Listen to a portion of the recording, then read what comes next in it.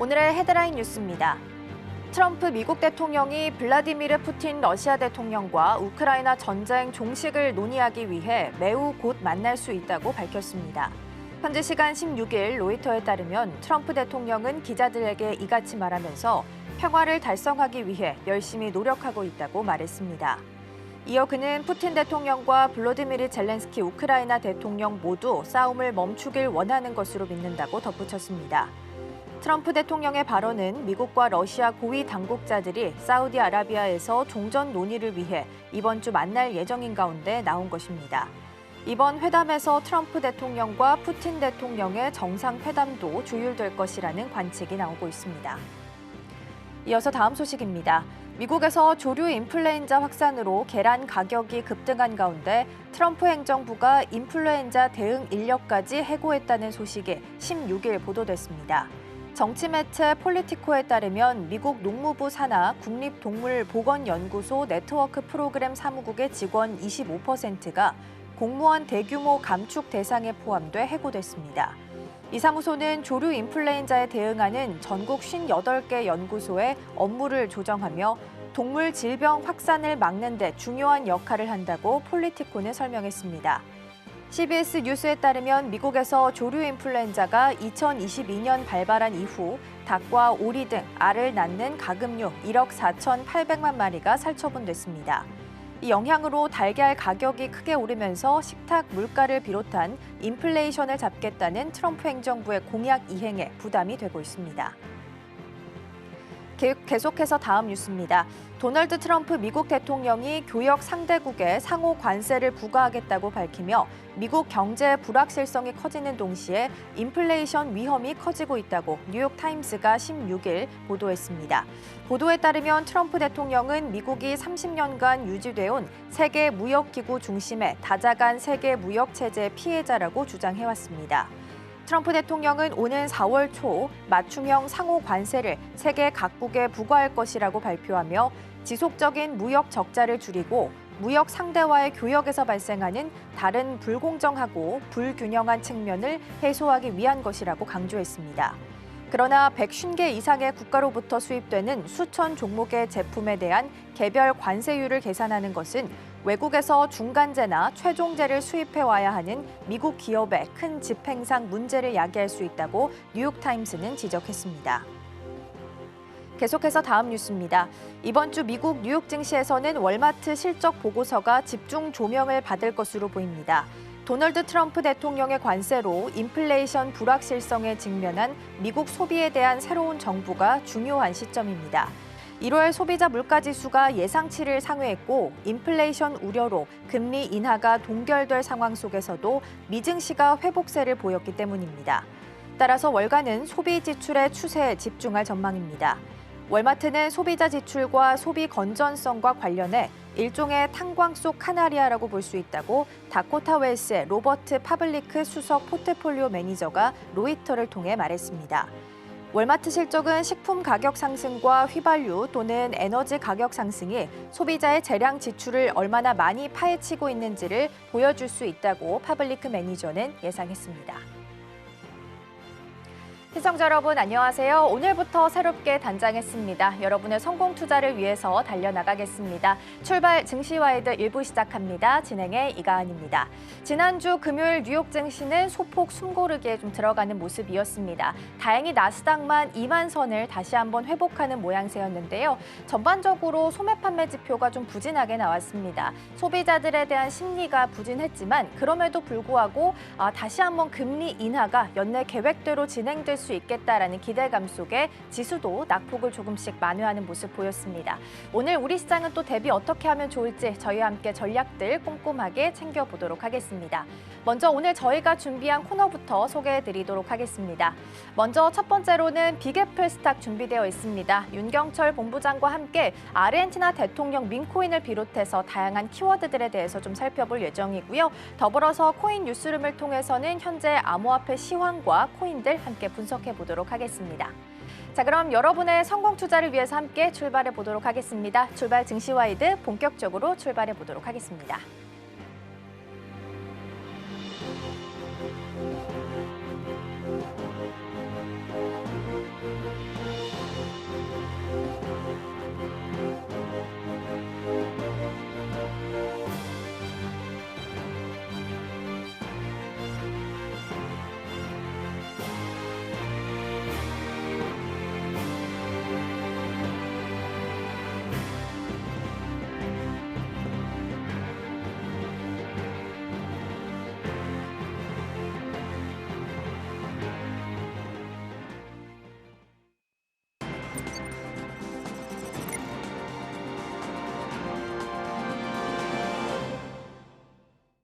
네, 그럼 첫 번째 코너로 출발해 보겠습니다. 오늘 처음으로 마련된 코너고요. 빅애플 스탁 우리 윤경철 본부장과 함께 이야기 나눠보겠습니다. 본부장님 어서 오세요. 네, 고맙습니다. 네, 오늘 첫 시간인데 우리 성공 투자를 위해서 시청자분들과 함께 하게 됐습니다. 뭐 특별한 각오 좀 있을까요? 뭐 열심히 해보겠습니다. 네, 알겠습니다. 네.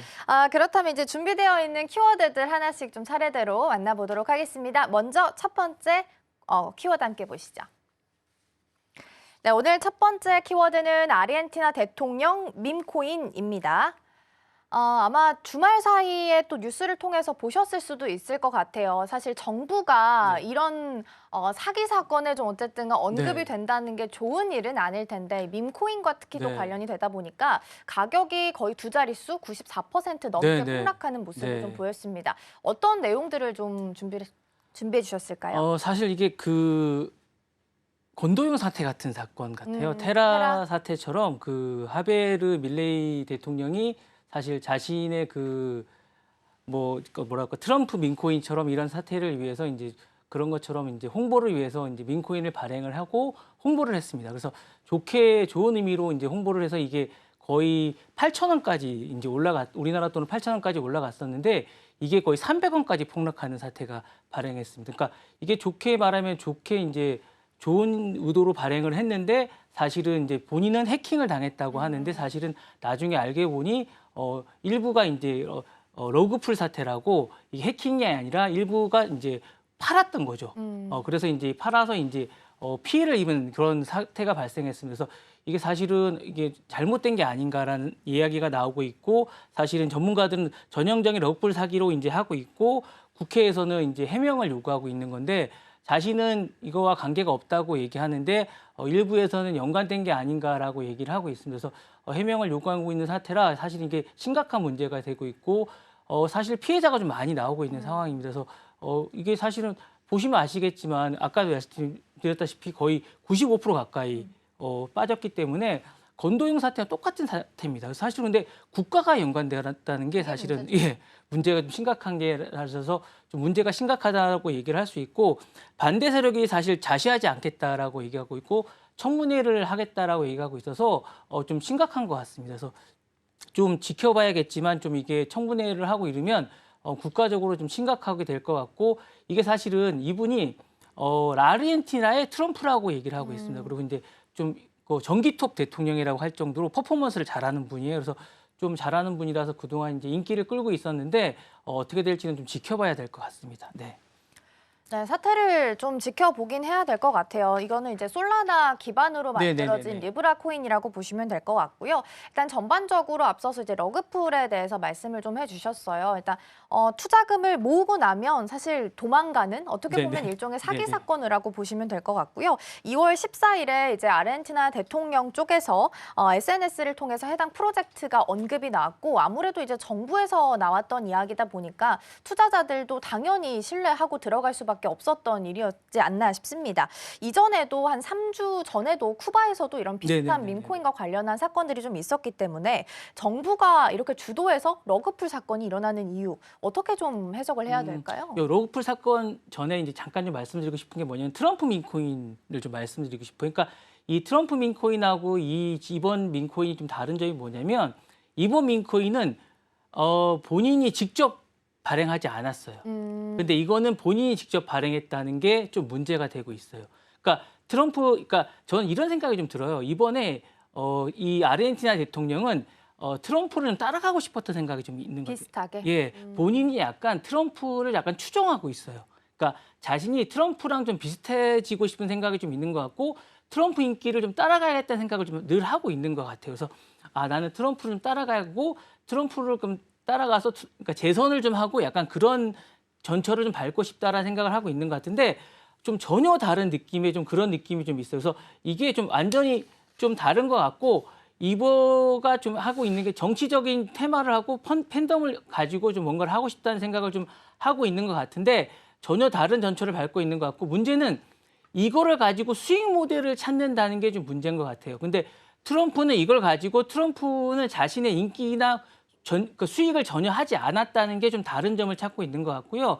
그리고 이제 이 발행을 정부가 주도하지 않았다는 게 문제가 있는 것 같고 근데 이제 이걸 자기가 이제 발행을 하고 나서 뭔가 대책을 세워야 되는데 또 문제는 또 발행을 하겠다고 하고 있어요. 그러니까 이게 좀 대책을 세워서 뭔가를 해결해 줘야 되는데 이거에 대해서 대책을 세워주지 않고 또 발행을 하겠다는 게 좀 문제가 되고 있는 것 같고 트럼프는 좀 이걸 대해서 자기가 좀 멜라니 또 민코인이나 이런 거에서 좀 인기를 얻고 있고 많은 사람이 돈을 벌게 해주는데 반면에 이번 민코인은 약간 문제가 좀 많은 것 같습니다. 그리고 지지층을 기반으로 인기를 많이 끌고 있는데 요거에 관해서 좀 러그풀에 관한 그런 인기, 그러니까 이런 문제점이 많이 되고 있는 것 같고 이 러그풀 사기라는 게 사실은 방탄자를 갑자기 끌어낸다는 이런 의미거든요. 그래서 사람들이 넘어지면 이 부분에 관해서 이제 좀 문제가 되고 있다는 건데 초기에 갑자기 철수하거나 이런 문제가 많이 되고 있다는 그런 건데 사실은 주요 특징이 뭐냐면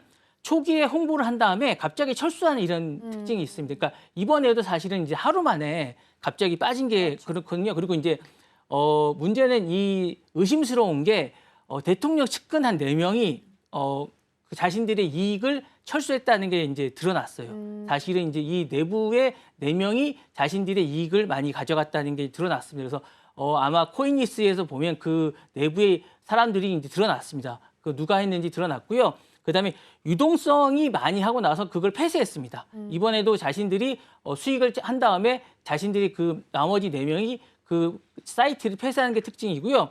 그다음에 조작을 많이 했습니다. 그 조작을 많이 하는 게 특징이고 거래를 한 다음에 판매를 금지하는 게 특징입니다. 이번에도 이제 판매를 금지하는 게 특징인데 이 부분도 이게 좀 문제가 되는 것 같고 그래서 매도할 수 없게끔 막았기 때문에 좀 문제가 될 것 같고 대표적인 사기 그 행각이 뭐냐면 코인을 많이 하는 것들이 문제이기 때문에 앞으로도 이 부분에 관해서 좀 대책이 마련이 좀 돼야 되지 않을까라는 생각이 좀 듭니다. 네. 네, 정리를 좀 우선 해보면 일단 리브라 코인 관련해서는 러그풀 사기로 좀 볼 수 있지 않을까 싶습니다.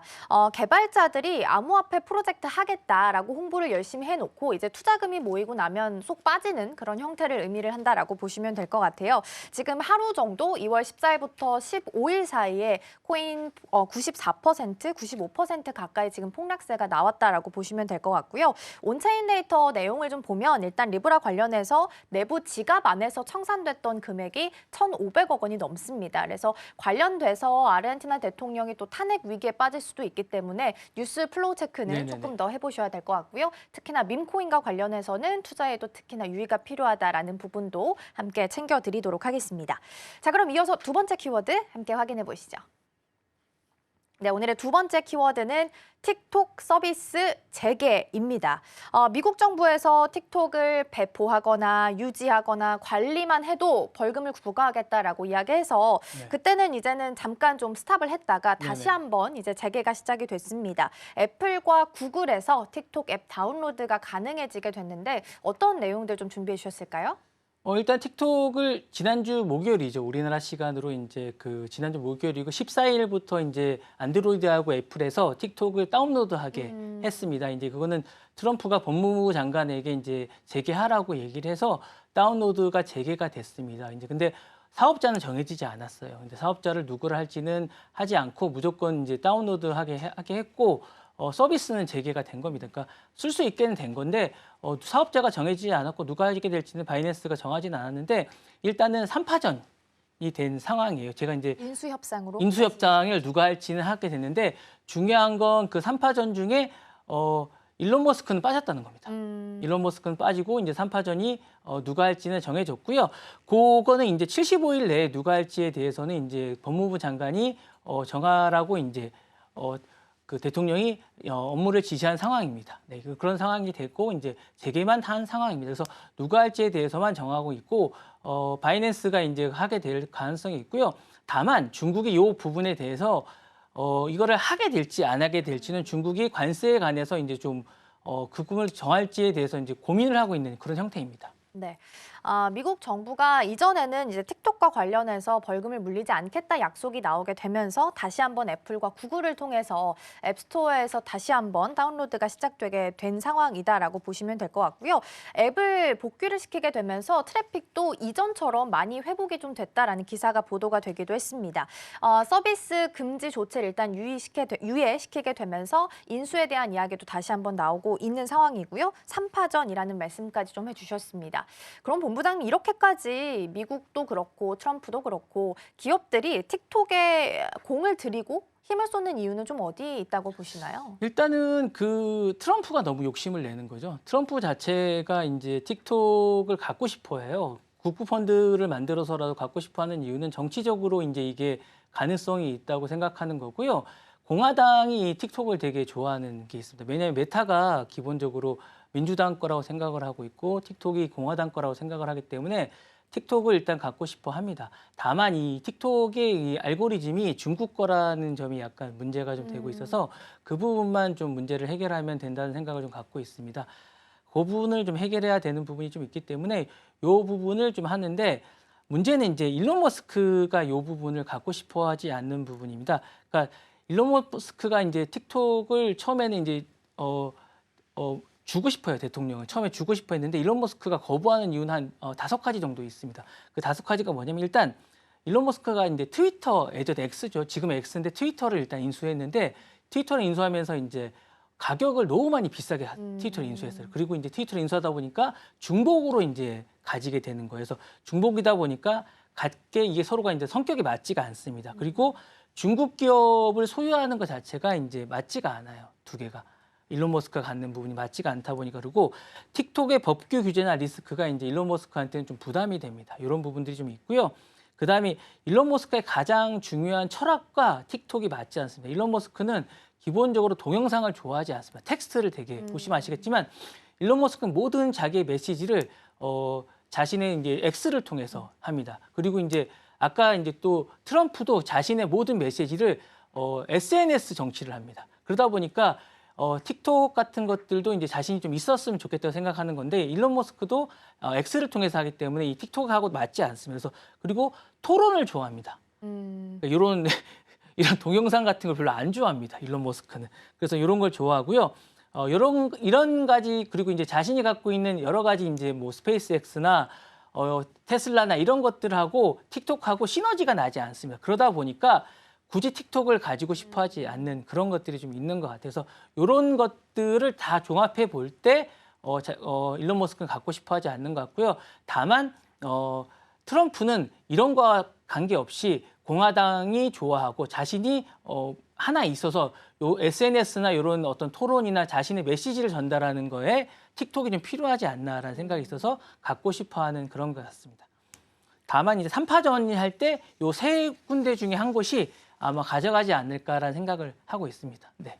네, 3파전 말씀을 해주셨어요. 네. 지금 가능성이 높은 게 오라클, MS, 아마존으로 지금 잘하시네. 이야기가 나오고 네네. 있는 상황인데 이 3파전 중에서 본부장님께서 보실 때 가장 좀 가능성이 높은 기업은 어디가 있을지 그리고 네. 그렇다면 인수를 하는 데 있어서 선택하는 기업의 기준은 또 어떻게 좀 정해지게 될까요? 일단은 뭐 그러니까 기본적으로 이제 얼마나 이제 SNS에 능숙하냐 그리고 기본적으로 얼마만큼 클라우드를 많이 갖고 있느냐 이런 게 중요하겠죠. 그리고 이제 미국 정부하고 얼마나 가까우냐 이런 3가지 조건이 가장 있는데 각각 장단점이 좀 있습니다. 일단 오라클은 지금 기본적으로 이제 미국 정부하고 트럼프 정부하고 가장 가깝습니다. 그리고 이제 클라우드 아시면 아시겠지만 클라우드를 많이 갖고 있어요. 다만 SNS를 많이 못하고 B2B는 강하지만 B2C가 약합니다.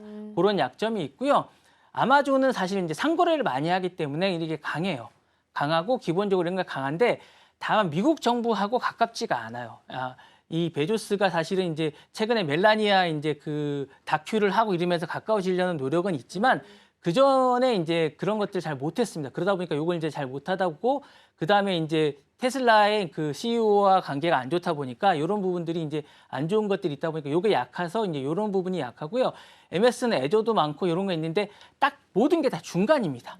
그리고 이제 링크드인 이런 것들이 강하고 했는데 다 이게 중간이다 보니까 애매한 부분이 있습니다. 그러니까 다 장단점이 있는데 이런 것들이 다 다 이제 장단점이 있는데 이런 것들이 이제 다 이제 고려해서 이제 미국 사업권들이 가게 되지 않을까라는 생각이 듭니다. 네. 네, 3파전 이야기를 좀 해봤습니다. 일단은 각 기업들마다 당연히 또 장단점이 있기 마련이겠죠. 그래서 어떤 기업들이 인수를 하게 될지는 좀 더 보셔야 될 것 같고요. 기준 중에서는 아무래도 미국 정부랑 가장 가까운 쪽이 유력해지지 않을까라는 생각도 한편으로는 들긴 합니다. 틱톡 3파전까지 살펴봤고요. 이어서 다음 키워드 함께 만나보시죠. 네, 세 번째 키워드입니다. 세 번째는 트럼프 TSMC 길들이기입니다. 사실 근데 뭐 트럼프는 TSMC만 길들이고 있는 건 네네네. 아닌 것 같아요. 이제 주말 사이에 인도에 가서도 모디 총리랑 회동을 했기 때문에 여러 가지 이야기들이 좀 나오게 됐고, 일단 가장 중심에 서 있는 건 TSMC입니다. 그래서 TSMC도 여러 가지 카드를 먼저 트럼프한테 꺼내들 수밖에 네네네. 없는 상황이 됐는데 어떤 내용들 좀 준비를 해주셨을까요? 일단 인텔이 좀 문제인 것 같아요. 가장 큰. 네, 사실 이제 목리라는 게 뭐냐면 사실 저는 약간 궁금한 게 왜 인텔이 공기업도 아닌데 인텔을 지금 못 팔아서 트럼프가 안달인가라고 생각해 보니까 인텔이 문제가 아니고 인텔 안에 있는 그 인력들이 문제인 것 같아요. 그게 이제 표잖아요. 이 표가 가장 문제인 것 같아요. 그래서 이제 이 표를 얼마만큼 유권자들을 이제 해결해야 되는 거예요. 그러다 보니까 이 많은 유권자들, 그러니까 제가 볼 때 인텔이 해결되고 나면 보잉이나 이런 인력도 이제 이 유권자들도 해결해야 될 것 같아요. 근데 인텔을 지금 제일 먼저 해야 되는 것 같은데 좀 이따 이제 팹리스 얘기도 할 건데 팹리스 분야는 이제 그 브로드컴에 이제 보내야 될 것 같고 파운드리 분야는 이제 제가 볼 땐 TSMC 보내려고 하는 것 같아요. 그래서 이제 이 부분에 관해서 이제 TSMC의 팹리스 그러니까 보내려고 하는 것 같아요. 파운드리 분야를 이제 보내려고 이제 해달라고 하는 것 같아요. 그래서 이제 너네가 책임을 져라라고 처음에 얘기를 하니까 이제 처음에는 이제 팹리스 분야도 이제 하려고 했던 것 같아요. 그 TSMC에 하려고 해서 이제 너네가 R&D 분야도 이쪽에서 해라라고 얘기했는데 그 분야는 TSMC에서 이제 안색을 표명했던 것 같습니다. 그래서 이제 이 분야는 이제 브로드컴에서 이제 얘기를 하고 있는 것 같고요. 그래서 이제 공장 인수 분야를 이제 얘기하고 있는 것 같습니다. 그래서 처음엔 TSMC가 이제 거절을 했는데 트럼프가 누굽니까? 거대한 관세나 이런 걸로 얘기를 하다 보니까 그리고 방위 부분도 얘기하고 있는 것 같습니다. 요 두 가지 카드로 강력하게 하다 보니까 거절을 못 하는 것 같습니다. 그래서 거의 협상 단계에서 받아들이고 있는 것 같아요. 그래서 이제 그 파운드리 분야의 상당 부분을 공장 인수와 이런 부분을 칩스법과 관련해서 이제 같이 하면서 상당 부분을 지금 받아들이게 되는 것 같습니다. 그래서 하게 되는 것 같고요. 이거는 굳이 TSMC 부분만 아닌 것 같고 우리나라도 곧 할 것 같습니다. 4월 1일인가 4월 초에 이제 이 4월 부분에 2일부터죠. 이 부분을 이제 우리가 자동차 부분 하는 것 같은데 저희는 반도체 분야도 얼마 안 남은 것 같아요. 그래서 이 부분도 저희도 이제 해야 되는 것 같고 브로드컴도 이제 하는 것 같은데 팹리스 분야는 브로드컴이 이제 하는 것 같아요. 근데 이제 R&D 분야 살짝 이제 얘기를 안 하고 있는 것 같은데 이 분야도 계속 얘기할 것 같아요. 예, 그래서 팹리스 분야 말고 연구 분야도 곧 또 얘기할 것 같습니다. 예, 그렇게 될 것 같습니다. 제가 볼 때. 4월 2일에 이제 관세 네네네. 시행 이야기가 나와서 사실은 아직 시간이 좀 남아서 네. 일각에서는 그때까지 각 국가별로 트럼프한테 가져올 수 있는 협상 카드를 네네. 가져와라. 네네. 나는 그만큼의 시간을 벌어줬다라는 해석들도 있기는 합니다. 네. 일단 아무래도 미국 시장 안에서 반도체의 역사는 사실 인텔이 그대로 받아왔다라고 봐도 무방할 네네. 텐데 TSMC는 미국 안에 있는 공장을 운영하는 거 그리고 또 주말 사이에 나왔던 브로드컴 이슈까지 네네네. 보면은 브로드컴은 인텔이 가지고 있는 설계 부분을 좀 운영을 대신 해줄 네네네. 수도 있다라는 시각들도 있긴 네네네. 합니다. 근데 TSMC 입장에서 보면 사실 난처할 것 같아요. 사실 네네. 자기네들보다 좀 뒤처져 있는 회사랑 지금 협력을 해야 되는 상황이다 네네네. 보니까 네. 그래서 이제 기술력이 좀 유출될 수 있지 않겠느냐라는 네네. 우려감도 있고요. 근데 만약에 TSMC가 관세를 맞게 된다 하더라도 네네. 미국 내에 있는 TSMC의 고객사들도 있기 때문에 네네. 그 관세보다 차라리 그 관세를 차라리 맞는 게 미국 내에 있는 공장을 운영하는 것보다는 네네. 더 유리할 수도 있다라는 시각도 있거든요. 아니 소장님 지금 어떻게 뭐 보세요? 그런 얘기도 있어요. 지금 보니까 그 쉽지 않다라고 또 보도가 나왔더라고요. 맞아요. 왜냐면 주주들 때문에 쉽지 않다고 또 보도가 나왔더라고요. 그래서 이제 여러 가지 주주들 고려해서 차라리 맞겠다라는 생각도 없지 않아 있어요. 그래서 이제 어떻게 할지는 고민이 있는 것 같습니다. 근데 사실은 트럼프를 이길 수는 없을 것 같아요. 제가 볼 때. 협상에 있어서. 네, 그러니까 트럼프가 협상의 달인이는 맞아요. 그러니까 왜냐하면 쉽지가 않을 것 같아요. 그러니까 그런 부분들 결국에는 트럼프가 이길 거예요. 제가 볼 때는 트럼프가 이길 수밖에 없어요. 제가 볼 때는 아마 TSMC가 안 되면 그 위에 엔비디아나 애플이나 이쪽을 자극할 거예요. 제가 볼 때 그 물동량을 아마 할 거고 아마 그렇지 않으면 소프고 사태 같은 게 또 날 거예요.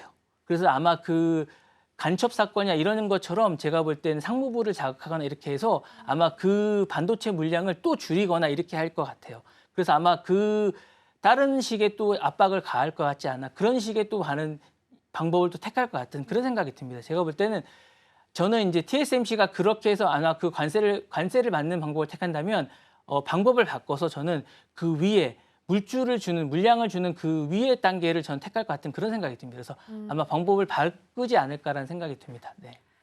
그렇군요. 근데 얼마 전에 이제 TSMC의 연구 개발 분야까지 이제 미국으로 이전을 해라라고 네네. 이야기를 했는데 그럼 이 부분은 앞으로 어떻게 좀 진행이 되게 되는 거예요? 그러니까 그 부분은 아마 이제 협상의 여지가 좀 있는 것 같아요. 약간 물러선 것 아. 같아요. 그러니까 그 부분은 이제 왜냐하면 그거는 이제 좀 다른 분야인 것 같아요. 그러니까 지금 인력 부분이 좀 문제인 것 같아요. 인텔은 좀 다른 분야예요. 그러니까 지금은 유권자 부분이거든요. 인텔을 이제 주겠다는 건 팹리스 부분은 이제 해결이 됐어요.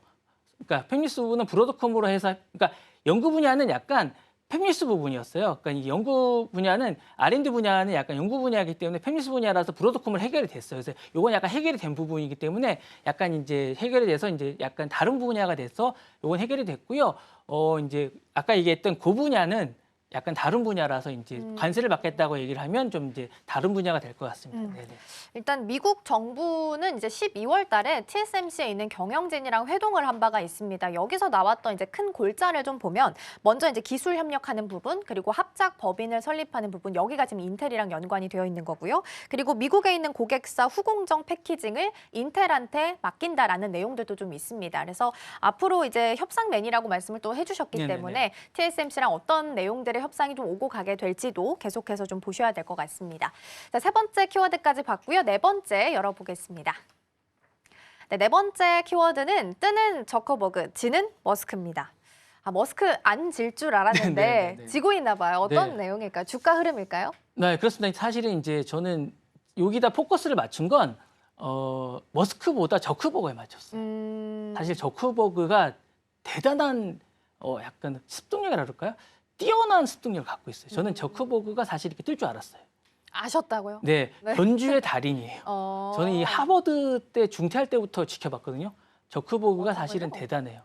네, 왜냐하면 사실은 여러분이 페이스북을 사실 저크버그가 처음부터 착안했다고 생각하는데 저크버그가 아니라 윙클보드 형제가 처음에 착안했거든요. 그러니까 이거를 저크버그하고 윙클보드 형제가 둘이 이제 처음에 싸움이 붙었는데 이제 저크버그가 나중에 이제 이 상당의 그 저작권료를 내고 이제 가져온 거예요. 그리고 사실 이 지금 메타가 뜨는 데는 페이스북도 있지만 그 인스타나 왓츠앱 같은 이런 것들이 상당히 역할을 하고 있습니다. 사실 그런 거를 볼 때 저크버그는 뭔가를 자신이 개발한 것보다 변주의 달인입니다. 뭔가를 딱 보고 배우는데 정말 뛰어난 능력이 있는 그런 친구예요. 그러니까 지금도 보면 저크버그가 딱 볼 때 머스크가 하는 걸 보고 지금 배우거든요.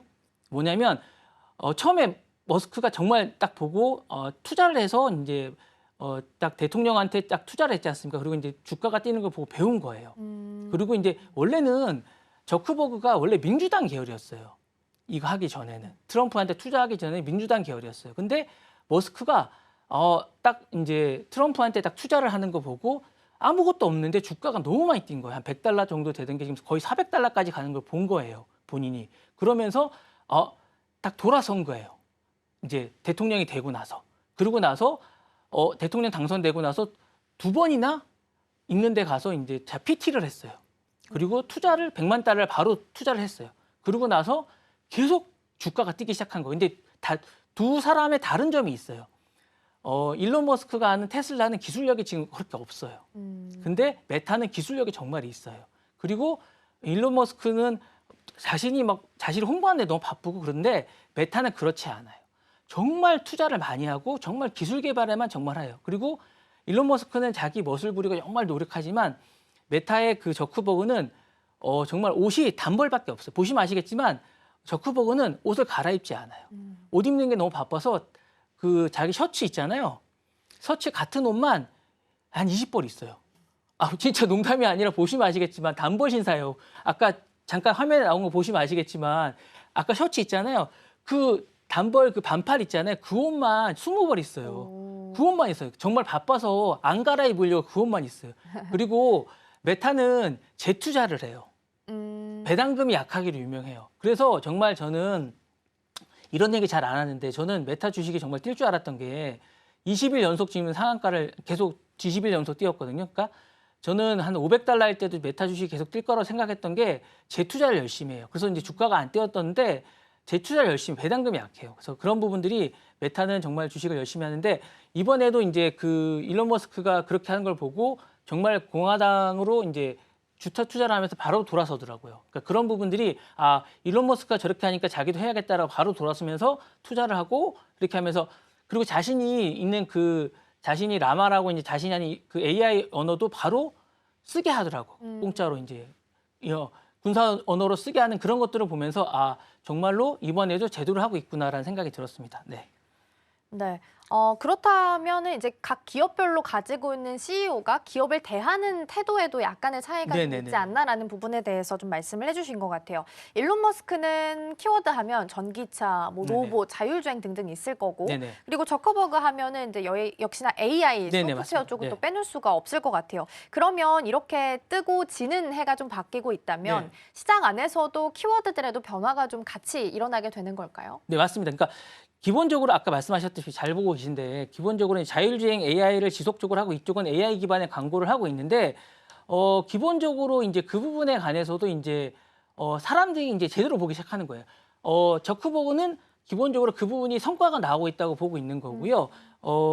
테슬라는 나오고 있는 게 없다고 보고 있는 거예요. 왜냐하면 테슬라 쪽에서는 이제 계속 뭔가 실적이 나오고 있지 않은데 최근에 이제 그 메타는 자체적으로 칩도 만들기 시작했고, 그쵸. 근데 이제 머스크 쪽에서 뭐가 나오고 있지 않은 거예요. 그러니까 신제품이 안 나오고 있는 겁니다. 뭐가 나오고 있다고 생각하는데 테슬라 쪽에서는 이제 계속 뭔가 나오고 있지 않고 계속 그다음에 이제 그 극혐이 계속 나오고 있는 겁니다. 유럽 쪽에서 계속 이제 나오고 있는 것들이 좋은 게 나오고 있지 않은 거예요. 그런데 이쪽에서는 계속 뭐가 나오고 있다 보니까 안정적인 수익 모델이 이쪽에 나오고 있는데 이쪽은 수익 모델이 안 나오고 있다 보니까 계속 이런 것들이 이제 주가에 반영이 되고 있고 평가도 좋지 않다 보니까 이런 것들이 이제 시장에 반영이 되고 있는 게 아닌가라는 생각이 듭니다. 네.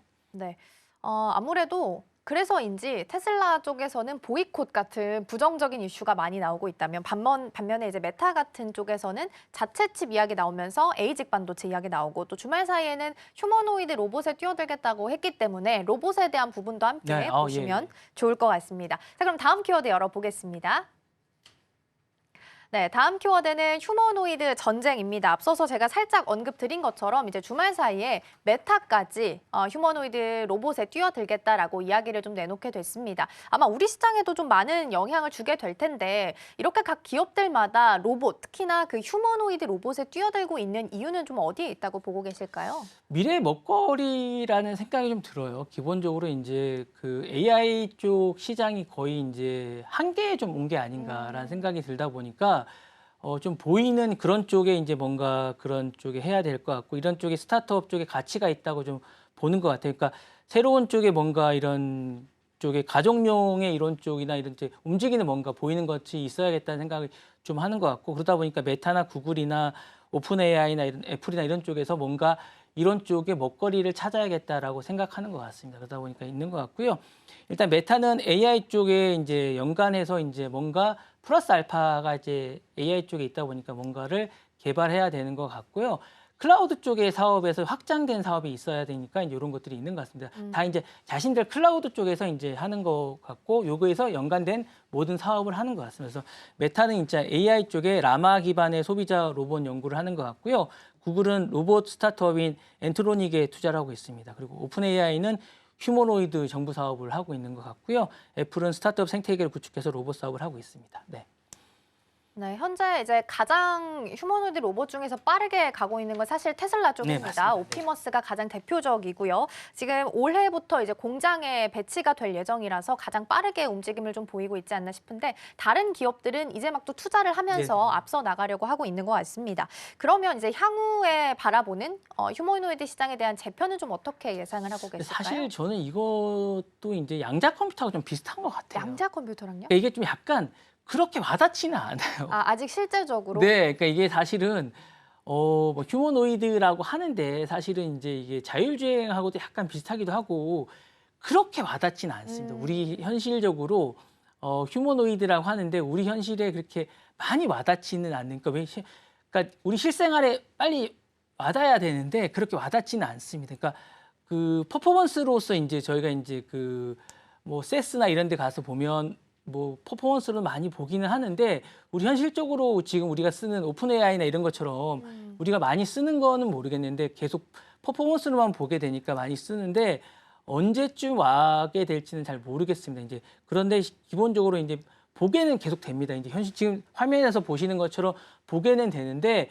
이게 이제 그냥 우리 식당에서 뭐 주문할 때 주문 정도 보는 약간 이런 것들로만 보게 되는 거지 실질적으로 우리가 언제쯤 이제 편하게 우리 실생활에 이제 와서 이제 쓰게 될지는 잘 모르겠지만 어쨌든 제조업이나 자동차나 이제 뭐 우리가 식당에서 주문할 때 뭐 만들어줘 이럴 때 와서 이제 뭐 이렇게 국수를 만들어주거나 이런 정도로만 쓰거나 이렇게 정도 쓰는 것이지 실질적으로 얼마만큼 우리 실생활에 많이 이렇게 와서 쓰게 될지는 잘 모르겠습니다. 다만 산업용 로봇이나 이런 것들에 이제 오게 되거나 이런 연구 개발이나 이런 것들을 쓰게 될 거나 이제 이런 거는 좀 많이 개발은 많이 되고 있는 것 같아요. 그리고 이제 우리가 위험하거나 이런 것들은 이제 많이 쓰게 되는 것 같습니다. 그래서 산업용이나 데이터나 클라우드 기반의 이런 것들은 많이 개발이 될 것 같고요.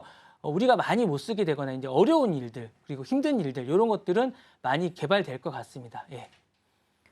네, 일단 시장 안에서는 산업용 쪽은 그나마 좀 실적이 나오고 있고 휴머노이드는 이제 나오려고 노력을 하고 있는 기대감으로 달려가고 있는 섹터가 아닐까 싶습니다.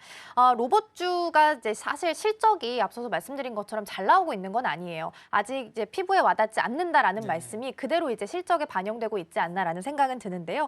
근데 이제 그거랑 별개로 주가는 기대감 때문에 네, 올라가고 맞습니다. 있단 예. 말이죠. 선행되는 거니까요. 그렇죠. 근데 이제 네. 기대감 속에 올라가다 보면 밸류가 워낙 좀 높은 상황이라서 네네네. 주가랑 현실 세계랑 괴리감이 좀 있긴 한데 지금 네네. 구간이 네. 그럼에도 불구하고 미래를 보고 투자할 만한 구간이다라고 보실까요? 그럼요. 예, 충분히 가능하고요. 이게 이제 사실은 이게 사다리가 확 올라가는 것 같아요. 그러니까 이게 어느 단계에 천천히 올라가는 게 아니라 어느 순간에 확 개발되는 건 맞습니다. 그러니까 우리가 모르는 사이에 확 개발되는 건 분명히 맞아요. 그러니까 이게 어느 순간에 나도 모르게 이게 이렇게 되느냐 이러는 건 분명히 맞습니다. 그래서 분명히 개발되는 건 맞고요. 갑자기 올라가는 건 분명히 맞습니다. 그래서 좀 기대하셔도 좋을 것 같고요. 어느 순간에 갑자기 개발되는 게 분명히 맞기 때문에 빠른 시간 내에 개발되는 건 분명히 맞는 것 같고 우리가 모르는 사이에 많이들 개발되고 있는 건 분명히 맞습니까? 그러니까 조금 있다가 개발되는 게 맞으니까 조금만 기다려 주시면 될 것 같은 그런 생각이 듭니다. 네. 네. 이전에 이제 기업들이 AI가 실제적으로 있지 않아도 많은 캐펙스 투자를 했던 건 그만한 가능성이 있기 네네네. 때문이었지 않나 싶습니다. 그것처럼 로봇도 앞으로 다가올 만한 시간이 오고 있기 때문에 지금도 캐펙스 투자를 좀 늘리고 있지 않나라는 생각이 듭니다. 로봇주에 대해서 긍정적인 시각까지 함께 좀 살펴봤고요. 오늘의 마지막 키워드 함께 만나보겠습니다. 네, 오늘의 마지막 키워드입니다. 칼바람 미국입니다. 말만 들어도 사실 네. 무서워요. 네, 그리고 트럼프 대통령이 칼을 쥐고 뭐 인원수 네, 네. 감축을 비롯해서 계속해서 기업들마다 인력 감축에 대한 네, 네. 이야기가 나오고 있거든요. 어떤 내용일까요? 일론 머스크가 사실은 지금 너무 진짜 그 해고를 많이 하고 있습니다. 사실은 우리나라도 그렇지만 사실은 미국도 정부에 있으면 좀 안정적인 직장인 건 맞습니다. 뭐 우리나라는 다르긴 하지만 공무원 사회가 사실은 미국도 다른 거에 비해서는 그나마 좀 안정적이긴 한데 도지부에 이제 들어가고 나서 사실은 많이 내무부가 2,300명, 에너지부가 2,000명, 그리고 이제 나머지 부도 이제 1,000명에서 이제 60명까지 이제 해서 10,000명을 최근에 들어가서 이제 들어간 지 얼마 안 됐잖아요. 그렇죠. 10,000명을 이제 한 달 정도 됐나요? 레이오프해서 이제 해고했습니다. 나가라고 하는데 그래서 이제 데모도 엄청나게 많이 하고 있어요. 그래서 이제 그렇게 많이 하고 있고요. 그리고 이제 그것뿐만 아니라 이제 안에 있는 쓰고 있는 이제 그 예산도 엄청나게 많이 삭감을 했습니다. 그래서 이제 이 부분에 관해서 이제 엄청나게 많이 이제 내보내고 있고 이제 예산도 많이 삭감을 했는데 그뿐만이 아닙니다. 사실은 이제 근무도 사실은 이제 자율 근무를 많이 하겠는데 이 부분에 관해서도 이제 오고 나서 이제 주 5일로 무조건 출근하라고 얘기하는 부분도 많이 하고 있습니다. 그래서 이러다 보니까 이제 공무원이나 이런 어떤 관공서가 이제 그렇게 출근하다 보니까 아마존이나 이런 뭐 스타벅스나 이런 데도 주 5일 근무를 당연히 하고 있고 DEI라고 이제 형평성 이런 이제 고용 부분에 관해서 이런 부분이 있고 소수자들이 하는 이런 제도가 있거든요. 이런 것들도 500대 기업들이 이런 부분들 다 없애고 성과주의로 다 바꾸고 있습니다. 이런 제도들도 다 바뀌고 있는 이런 거고요. 그뿐만이 아닙니다. 이제 블루 오리진이라고 첨단 사업이 있는데 이게 이제 최근에 성과를 냈어요. 그럼 성과를 내면 보통 감원을 안 하거든요. 그렇죠. 그런데 요 부분도 10%라고 이제 1,500명 정도를 15,000명 직원이 있는데 감원을 했습니다. 그래서 요게 이제 그뿐만 아니라 아까 얘기했던 이제 페이스북 쪽도 최근에 2,000명 정도를 감원을 했어요. 그래서 감원 바람이 이제 막 불고 있습니다. 그래서 요게 전반적으로 인원을 감축하는 게 전반적으로 미국 사회에 유행처럼 불고 있는 게 하고 있으면서 비용 절감이나 경영 효율화가 어떤 유행이 되고 있는 이런 분위기가 되고 있어서 좀 찬바람이 불고 있는데 이게 근데 또 이제 이게 웃긴 게 주가에는 또 긍정적인 또 효과가 되고 있는 그렇죠. 이런 그렇게 되고 비용 측면에서 좀 네, 줄어들다 네, 이렇게 보니까. 하고 있고 좀 그런 좀 씁쓸한 이런 맞아요. 느낌이 되고 있습니다. 네. 그렇죠. 비용 측면에 있어서는 어쨌든 인건비가 덜 나간다라는 네네. 측면에서는 좀 씁쓸한 부분이 있는 것 같긴 합니다. 이제 앞서서 이제 블루 오리진 말씀을 해주셨는데 대형 재사용 발사체에 있어서 뉴글렌 성공을 했습니다. 이게 머스크가 이끌고 있는 스페이스 X 대비해서 추진력이 2배 정도 높아서 사실상 성공하고 나서 굉장히 긍정적인 호평을 네. 많이 받았었는데 그럼에도 불구하고 지금 인원 감축에 들어갔다라는 내용들 짚어봤고요. 그러면 이런 현상들이 계속되게 된다면 향후 이제 미국 사회에 대해서는 어떤 변화가 좀 발생을 하게 될까요? 사실 미국 사회에서는 어떤 좋다고 보고 있는 것 같아요. 오히려. 네, 왜냐하면 AI 자동화가 좀 확산이 되고 있어서 사실은 이제 이런 게 계속돼야 되지 않을까라는 생각이 들고 있고 대기업이 그러다 보니까 정리해고가 계속 증가하고 있는 추세고요. 그리고 이제 원격 근무 같은 게 변화가 계속되고 있고 이제 사실은 그러다 보니까 이제 계속 화이트 칼라가 계속 이런 부분은 계속 정리가 되고 있는데 오히려 블루 칼라는 부족한 현상이 계속되고 있으면서 이제 계속 이런 현상이 계속되고 있는데 AI가 증가할수록 이런 건 계속되고 있는 이런 현상이 되고 있는데 오히려 증권가에서나 이런 부분에서는 이게 계속 긍정적인 효과로 나타나면서 계속 이런 현상이 계속되지 않을까라는 생각이 계속되고 있습니다. 네. 네, 당분간은 이러한 내용들이 좀 유지될 수 있겠고 또 오히려 미국 사회 안에서는 긍정적으로 바라볼 수 있는 기회가 될 수도 있다라는 시각도 제시를 해주셨습니다. 오늘 6가지 키워드 살펴봤고요. 오늘 본부장님 여기서 보내드리겠습니다. 오늘 말씀 고맙습니다. 네.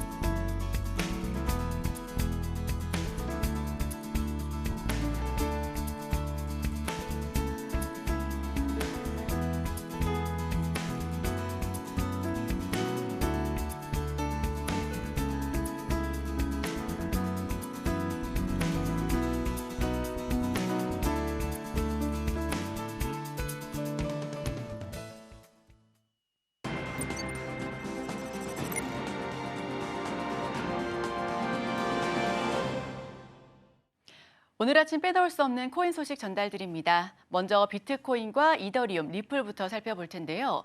비트코인은 10시 반 기준 0.91% 하락하면서 96,000달러 선에서 움직이고 있습니다. 전일 파월 의장은 연방 상원 청문회에서 현 통화 정책이 덜 긴축적이며 정책 조정을 서두를 필요가 없다라고 밝혀 비트코인이 한때 95,000달러 아래로 하락한 바 있죠. CPI 발표 이후 연준의 긴축 가능성이 제기되면서 위험자산 회피 움직임이 나타난 건데요. 코인게이프는 비트코인이 상승 쐐기 패턴을 형성해 하락할 가능성이 있으며 50일 이동평균선 돌파 시 추가 상승이 가능하고 9만 달러 붕괴 시 5만 달러까지 조정될 가능성이 있다라고 제기했습니다.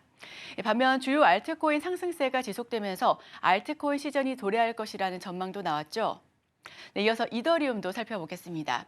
역시 10시 반 기준이고요. 1% 넘게 하락폭, 계속 낙폭을 확대해가고 있습니다. 2.664달러, 2,664달러. 네, 우선 이더리움 시장이 최악의 약세를 기록하면서 단기 반등 가능성이 제기됐습니다. 스위스 투자사 티르 캐피털의 공동 창립자 에드 힌디는 이더리움이 전환점에 서 있으며 기관 투자자들이 포트폴리오에 추가할 것이라고 분석했습니다.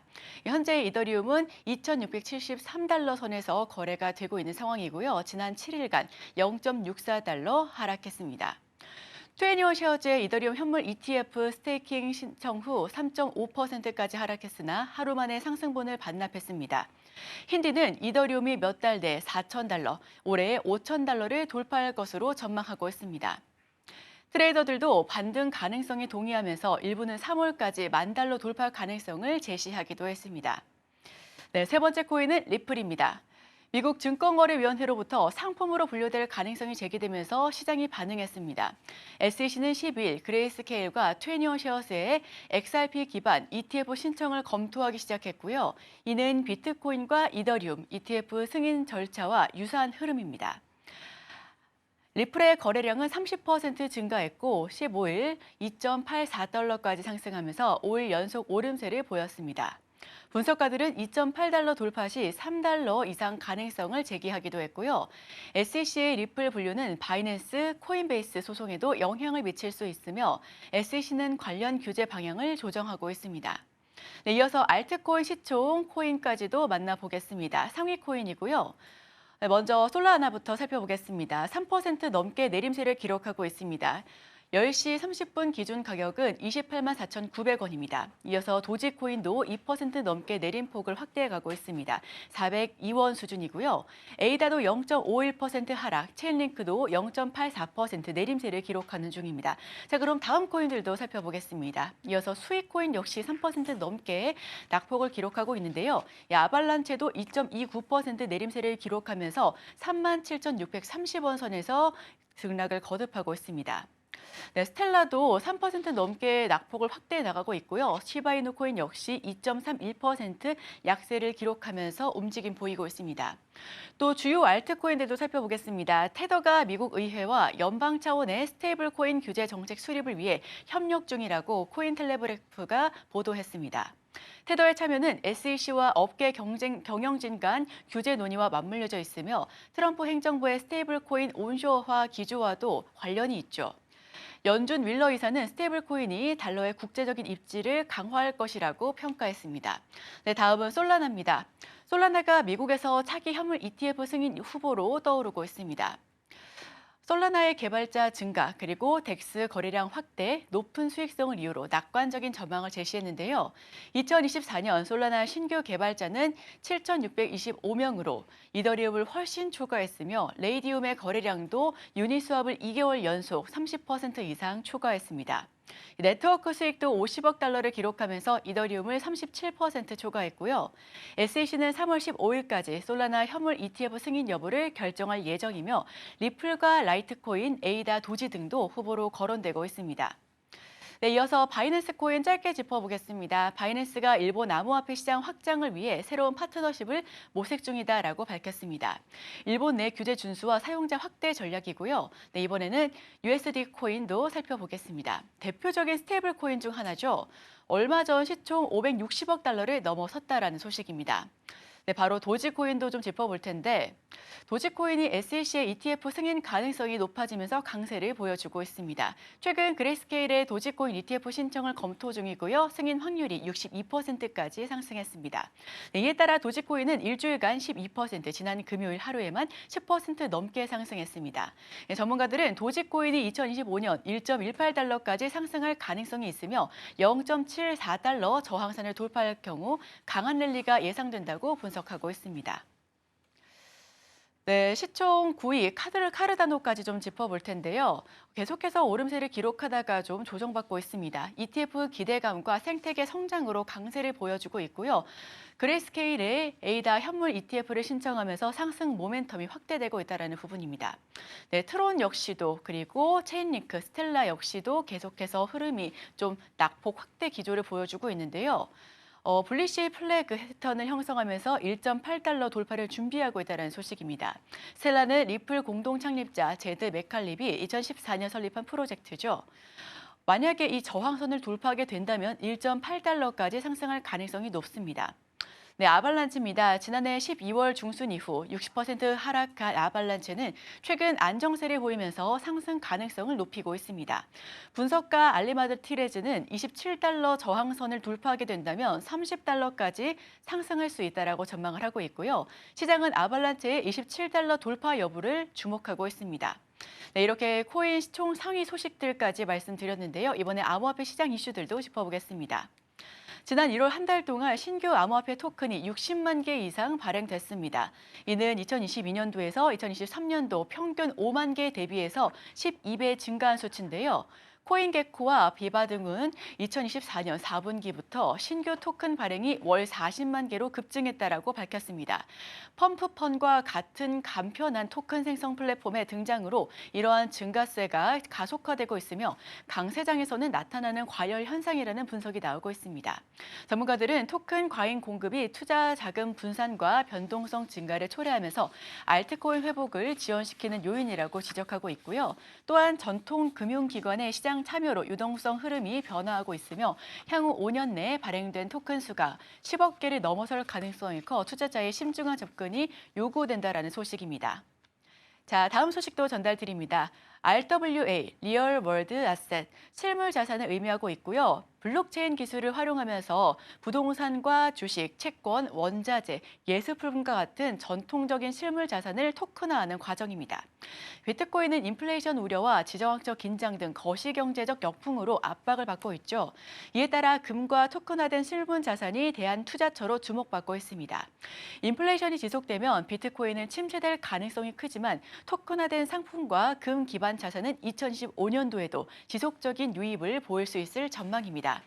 비트코인은 6% 넘게 하락하면서 투자 불안을 반영하는 한편 금은 6% 넘게 상승했고 또 거시경제적 불확실성에 대한 해지 수단으로 적용되고 있음을 보여주고 있는데요. 투자자들은 기존 가치 저장소를 완전히 버리지 않으면서 블록체인 기반 대안으로 다각화하고 있으며 특히 토큰화된 금에 대한 기관 관심이 증가하고 있습니다.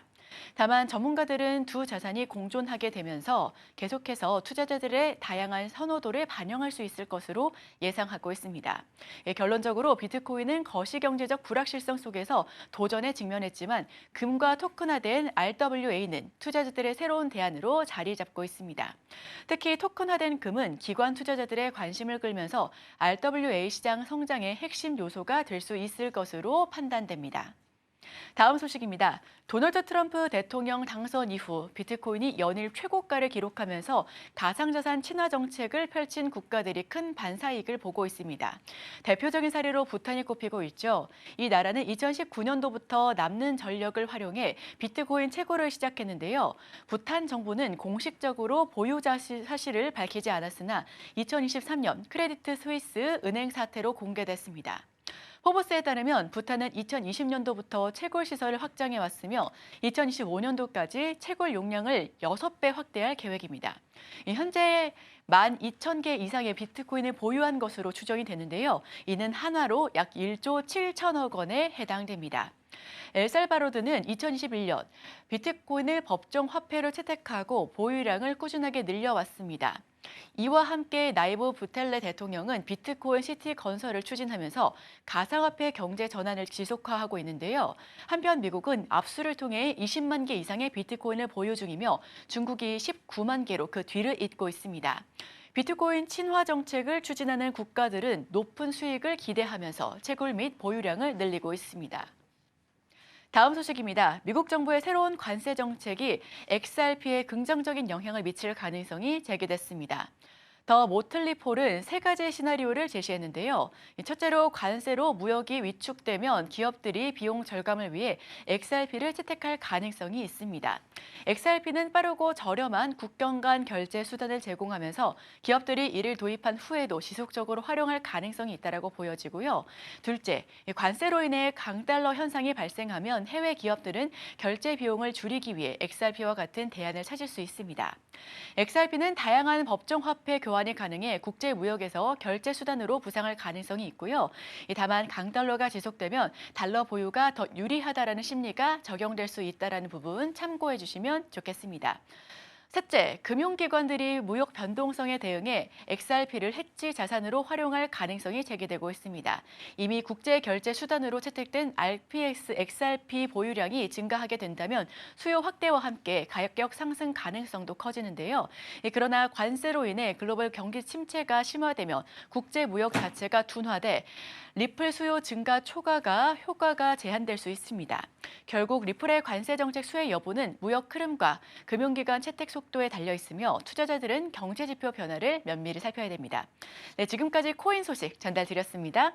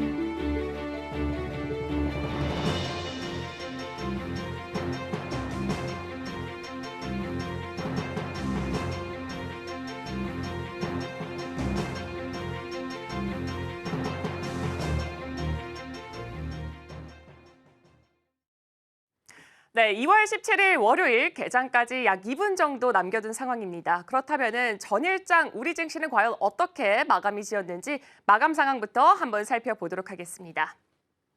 네, 일단 전일장 우리 시장은 트럼프가 쏘아올린 4월의 작은 공이었습니다. 그동안 우리가 가장 염려했던 게 이 상호 관세 조치였습니다. 하지만 4월까지로 유예를 하게 되면서 그렇다면은 그 안에 우리가 어느 정도 협상을 해볼 수 있지 않을까라는 기대감에 투자 심리가 어느 정도 개선이 되는 모습을 보여줬습니다. 이렇게 되면서 코스피, 코스닥 양시장 지수 모두 다 상승불을 켰고요. 코스피 같은 경우에는 나흘 연속 상승하면서 0.3%대 올라갔고 코스닥 지수도 0.9%대 올라가는 모습 보여줬습니다. 특히나 업종별로도 어느 정도 상승하는 종목들이 많이 자리했었는데 이 삼성생명 같은 경우에는 삼성화재 자회사 편입 소식으로 인해서 삼성그룹주들이 일제히 또 강세를 보였습니다. 그럼 먼저 지수부터 예상 체결가 한번 확인해 보도록 하겠습니다. 네, 오늘은 이제 코스피, 코스닥 모두 다 상승 출발할 예정입니다. 코스피 같은 경우에는 0.27% 올라가면서 2,600선을 향해서 달려가는 모습 보여주고 있고요. 그리고 코스닥 지수 같은 경우에도 0.53% 올라가면서 760포인트 선 그 윗선에서 출발할 것으로 예상되고 있습니다. 시가총액 1위부터 5위도 살펴보도록 하겠습니다. 가장 먼저 유가증권시장이고요. 지금 엔솔 보합권, 현대차 같은 경우에 1.94% 정도 떨어지면서 출발할 예정입니다. 이어서 6위부터 10위도 확인해 보도록 하겠습니다. 6위부터 10위 아래서는 삼성전자, 우선주와 기아만 하락불을 켜고 있고요. 나머지 종목군들은 모두 다 상승불을 켜면서 출발할 것으로 보여지고 있습니다. 네, 지금까지 예상 체결 지수였습니다.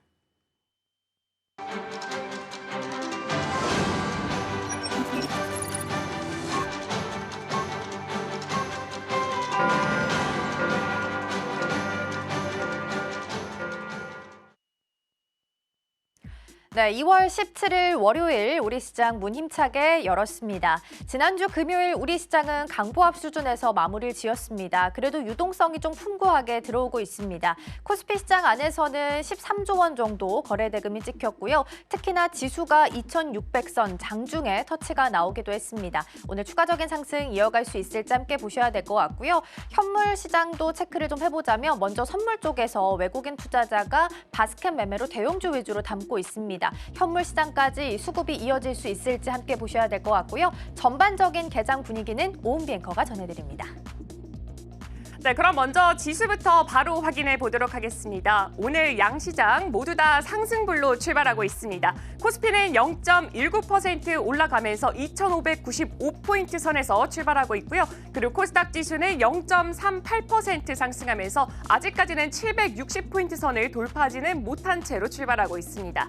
시가총액 1위부터 5위도 살펴보도록 하겠습니다. 가장 먼저 유가증권시장입니다. 1위부터 5위 살펴봤더니 삼성바이오로직스 그리고 현대차만 지금 하락불이 들어온 상태입니다. 삼성전자, SK하이닉스는 지금 모두 다 상승불이 들어오면서 오늘장 안에서 반도체 투탑 모두 다 올라가면서 출발하고 있습니다. 일단 삼성전자 같은 경우에는 이 주간을 봤을 때 외국인과 기관의 순매수 1위 종목에 올라가면서 이 외국인 투자자 같은 경우에는 계속해서 지금 삼성전자에 좋은 마음을 가지고 있다라는 것을 어느 정도 내포하고 있다라는 게 시장의 판단이고요. 그리고 최근에 SK하이닉스와 함께 CXL 사업에 속도를 내고 있다라는 소식이 있었습니다.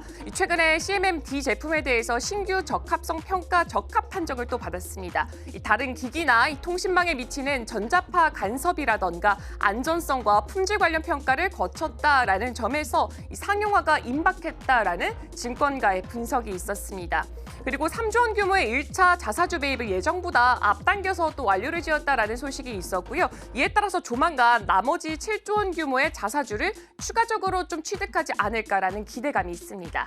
그리고 SK하이닉스는 0.7% 올라가고 있습니다. 마찬가지로 CXL 사업에 속도를 내고 있는 것으로 확인되고 있습니다. 1분기 말에 CXL 기반인 D램인 CMM-DDR5 양산을 시작할 예정이라고 합니다. 그리고 삼성바이오로직스는 현재 0.25% 약보합권에서 시작하고 있고요. LG에너지솔루션 같은 경우에는 모건 스탠리가 하나의 보고서를 발간을 했습니다. 휴머노이드 100이라는 보고서에 따르면은 이 다수의 국내 기업들이 로봇 산업의 핵심 기업으로 선점이 됐다라고 합니다. 그 안에 LG에너지솔루션이 들어갔다라는 소식까지 있었습니다. 현재 주가는 0.42% 올라가면서 출발하고 있습니다.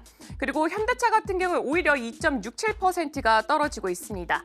이 단독 보도가 하나 나왔습니다. 현대차 그룹이 계열사 미래 사업을 총괄하는 컨트롤 타워를 신설했다라는 소식입니다. 이를 통해서 이 보스턴 다이내믹스와 같은 유망한 혁신 기업을 한 번 더 갖춰보자라는 모습으로 또 평가가 되고 있습니다. 네, 이어서 코스닥 1위부터 5위도 살펴보도록 하겠습니다. 네, 코스닥 1위부터 5위 살펴봤더니 레인보우 로보틱스를 제외하고는 모두 다 오름폭을 형성하고 있습니다. 이 전일장의 코스닥 시장에서는 국채 금리가 어느 정도 좀 안정세를 보여주면서 제약 바이오 업종의 강세가 눈에 띄게 보였습니다. 오늘장 안에서는 알테오젠이 0.76% 올라가고 있고요. HLB가 0.25% 상승하고 있습니다. 이 주간으로 봤을 때 외국인의 순매수 1위 종목이 바로 HLB였습니다. 이번 주에도 과연 그 순매수 이어갈 수 있을지 집중해 보시면 좋을 것 같습니다. 그리고 트럼프 대통령의 이 자동차 관세 방침 재확인으로 인해서 에코프로 BM이라던가 에코프로 쪽에서는 이 전일장에 2%대, 1%대 낙폭을 보여줬었는데 오늘장 안에서는 1%대, 0.16%대 상승세로 출발하고 있습니다. 그리고 레인보우 로보틱스 같은 경우에는 마찬가지로 이 모건 스탠리가 발간했던 휴머노이드 100 보고서 안에 또 들어가는 종목 중에 하나가 바로 삼성전자였기 때문에 같이 수혜를 볼 수 있지 않을까라는 기대감이 있고요. 일단 이 시장 자체가 향후 10년 내에는 60조 달러까지 성장할 수 있다라는 것이 또 하나의 모멘텀이 될 수 있다라는 시장의 평가가 있었습니다. 하지만 오늘장 안에서 주가는 1.74% 꽤나 크게 빠지면서 시작하고 있습니다. 업종별 등락도 함께 체크해 보도록 하겠습니다. 가장 먼저 유가 증권시장 업종들도 한번 확인해 보도록 하겠습니다. 지금 종이목재 쪽에서만 0.25% 떨어지고 있지만 반면에 섬유의복이 1.3% 올라가고 있고 의약품이라던가 화학, 음식료품 모두 다 상승부를 좀 키면서 출발하고 있습니다. 이어서 다음 업종들도 살펴보도록 하겠습니다. 다음 업종들 살펴봤더니 그동안 우리 시장을 강하게 이끌어갔었던 기계라던가 운수, 장비 쪽에서 좀 빠지는 모습 보여주고 있습니다. 특히나 기계가 1.4%가 떨어지고 있고요. 반면에 전기전자, 반도체 관련주들이 많이 밀집해 있습니다. 1%대 강세 올려주고 있습니다. 코스닥 업종들도 살펴보도록 하겠습니다. 코스닥 업종들 안에서는 건설만 소폭 하락세를 보여주고 있지만 나머지 업종들 모두 다 강하게 상승보를 켜고 있습니다. 다음 업종들도 살펴보도록 하겠습니다. 다음 업종들 살펴보면은 출판 매체 복제부터 섬유 의료까지 이 세 가지 종목들 업종들 안에서는 하락불이 들어와 있지만 그래도 화학이라던가 음식료 담배가 0.4%대 오름폭을 보여주고 있습니다. 네, 이제 맵을 열어서 지금 이 시각 과연 어떤 종목들이 특징적인 움직임을 보여주고 있는지도 확인해 보도록 하겠습니다. 네, 오늘은 그래도 상승하는 종목군들이 훨씬 더 많이 보여지고 있습니다. 가장 먼저 전자기술 섹터부터 열어보도록 하겠습니다.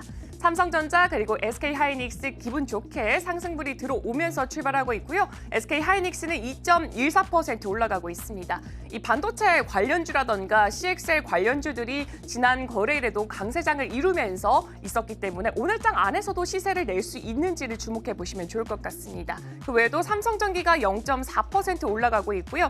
반면에 오늘장 안에서는 방산주들이 조금 지지부진한 흐름 보여주고 있습니다. 하나 에어로스페이스가 0.5%대, LIG 넥스원이 3.52%대 낙폭을 현재 형성하고 있습니다. 이어서 다음 섹터 확인해 보도록 하겠습니다. 다음 섹터는 제조업 쪽 확인해 보도록 하겠습니다. 어제장 지난 거래일 금요일장에서도 특징적인 움직임을 보여주었던 게 바로 원전 관련주입니다. 오늘장 안에서 원전 관련주들 과연 어떤 시세를 낼 수 있는지도 확인해 보시면 좋을 것 같습니다. 오늘 같은 경우는 두산에너빌리티가 3%대에 빠지고 있습니다. 나머지 종목들도 살펴보자면 조선주 같은 경우에는 HD 한국조선이 0.2%, 삼성중공업이 0.1% 올라가고 있지만 반면에 하나오션이 1%대 낙폭을 현재 형성하고 있습니다. 네, 지금까지 개장 브리핑이었습니다.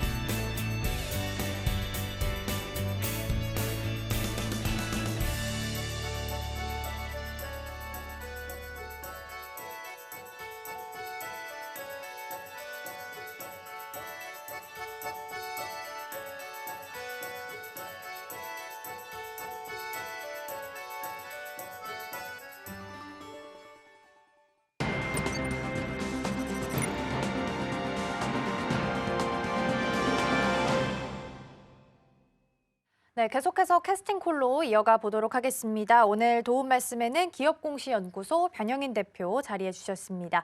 대표님 어서 오세요. 네, 반갑습니다. 네, 오늘부터 또 앉아서 넓게 좀 시각을 보면서 이제 진행을 해보도록 하겠습니다. 오늘 우리 증시는 강보합 수준에서 출발을 했습니다. 그래도 지난주 금요일에 2,600선 장중에 좀 터치가 나오고 마무리를 좀 했었는데 오늘은 2,600선에 지금 딱 서 있습니다. 다만 외국인 투자자가 양시장, 현물시장에서는 덜어내고 있는 것으로 확인이 좀 되는데 전반적인 분위기는 좀 어떻게 해석을 하고 계실까요? 네, 시장의 방향성들 특히나 지난주에 물가지표 소화하고 난 이후에 특별한 매크로 지표는 좀 없어요. 다만 이제 시장이 주는 어떤 주안점들이 다소 우려됐던 어떤 요인들이 일부 좀 해소됐다는 점, 특히나 매파적인 금리 인하 기조가 확인이 되었음에도 불구하고 시장에서는 다소 해당된 부분들에 대한 우려감들이 좀 선반영됐다는 그런 부분들이 특징적이었고, 여기 더해서 뭐 미국의 뭐 추가적인 어떤 관세 리스크 관련된 정책의 불확실성들은 아직 좀 남아는 있지만 시점 관점에서 뭐 4월까지 해당되는 어떤 시행이 좀 유예된 그런 부분들이 다소 해당된 기간 안에 충분한 협상을 통해서 개선이 좀 될 수 있다는 기대감들을 일부 반영시키고 있는 모습이 아닌가라고 좀 판단이 좀 되고 있습니다.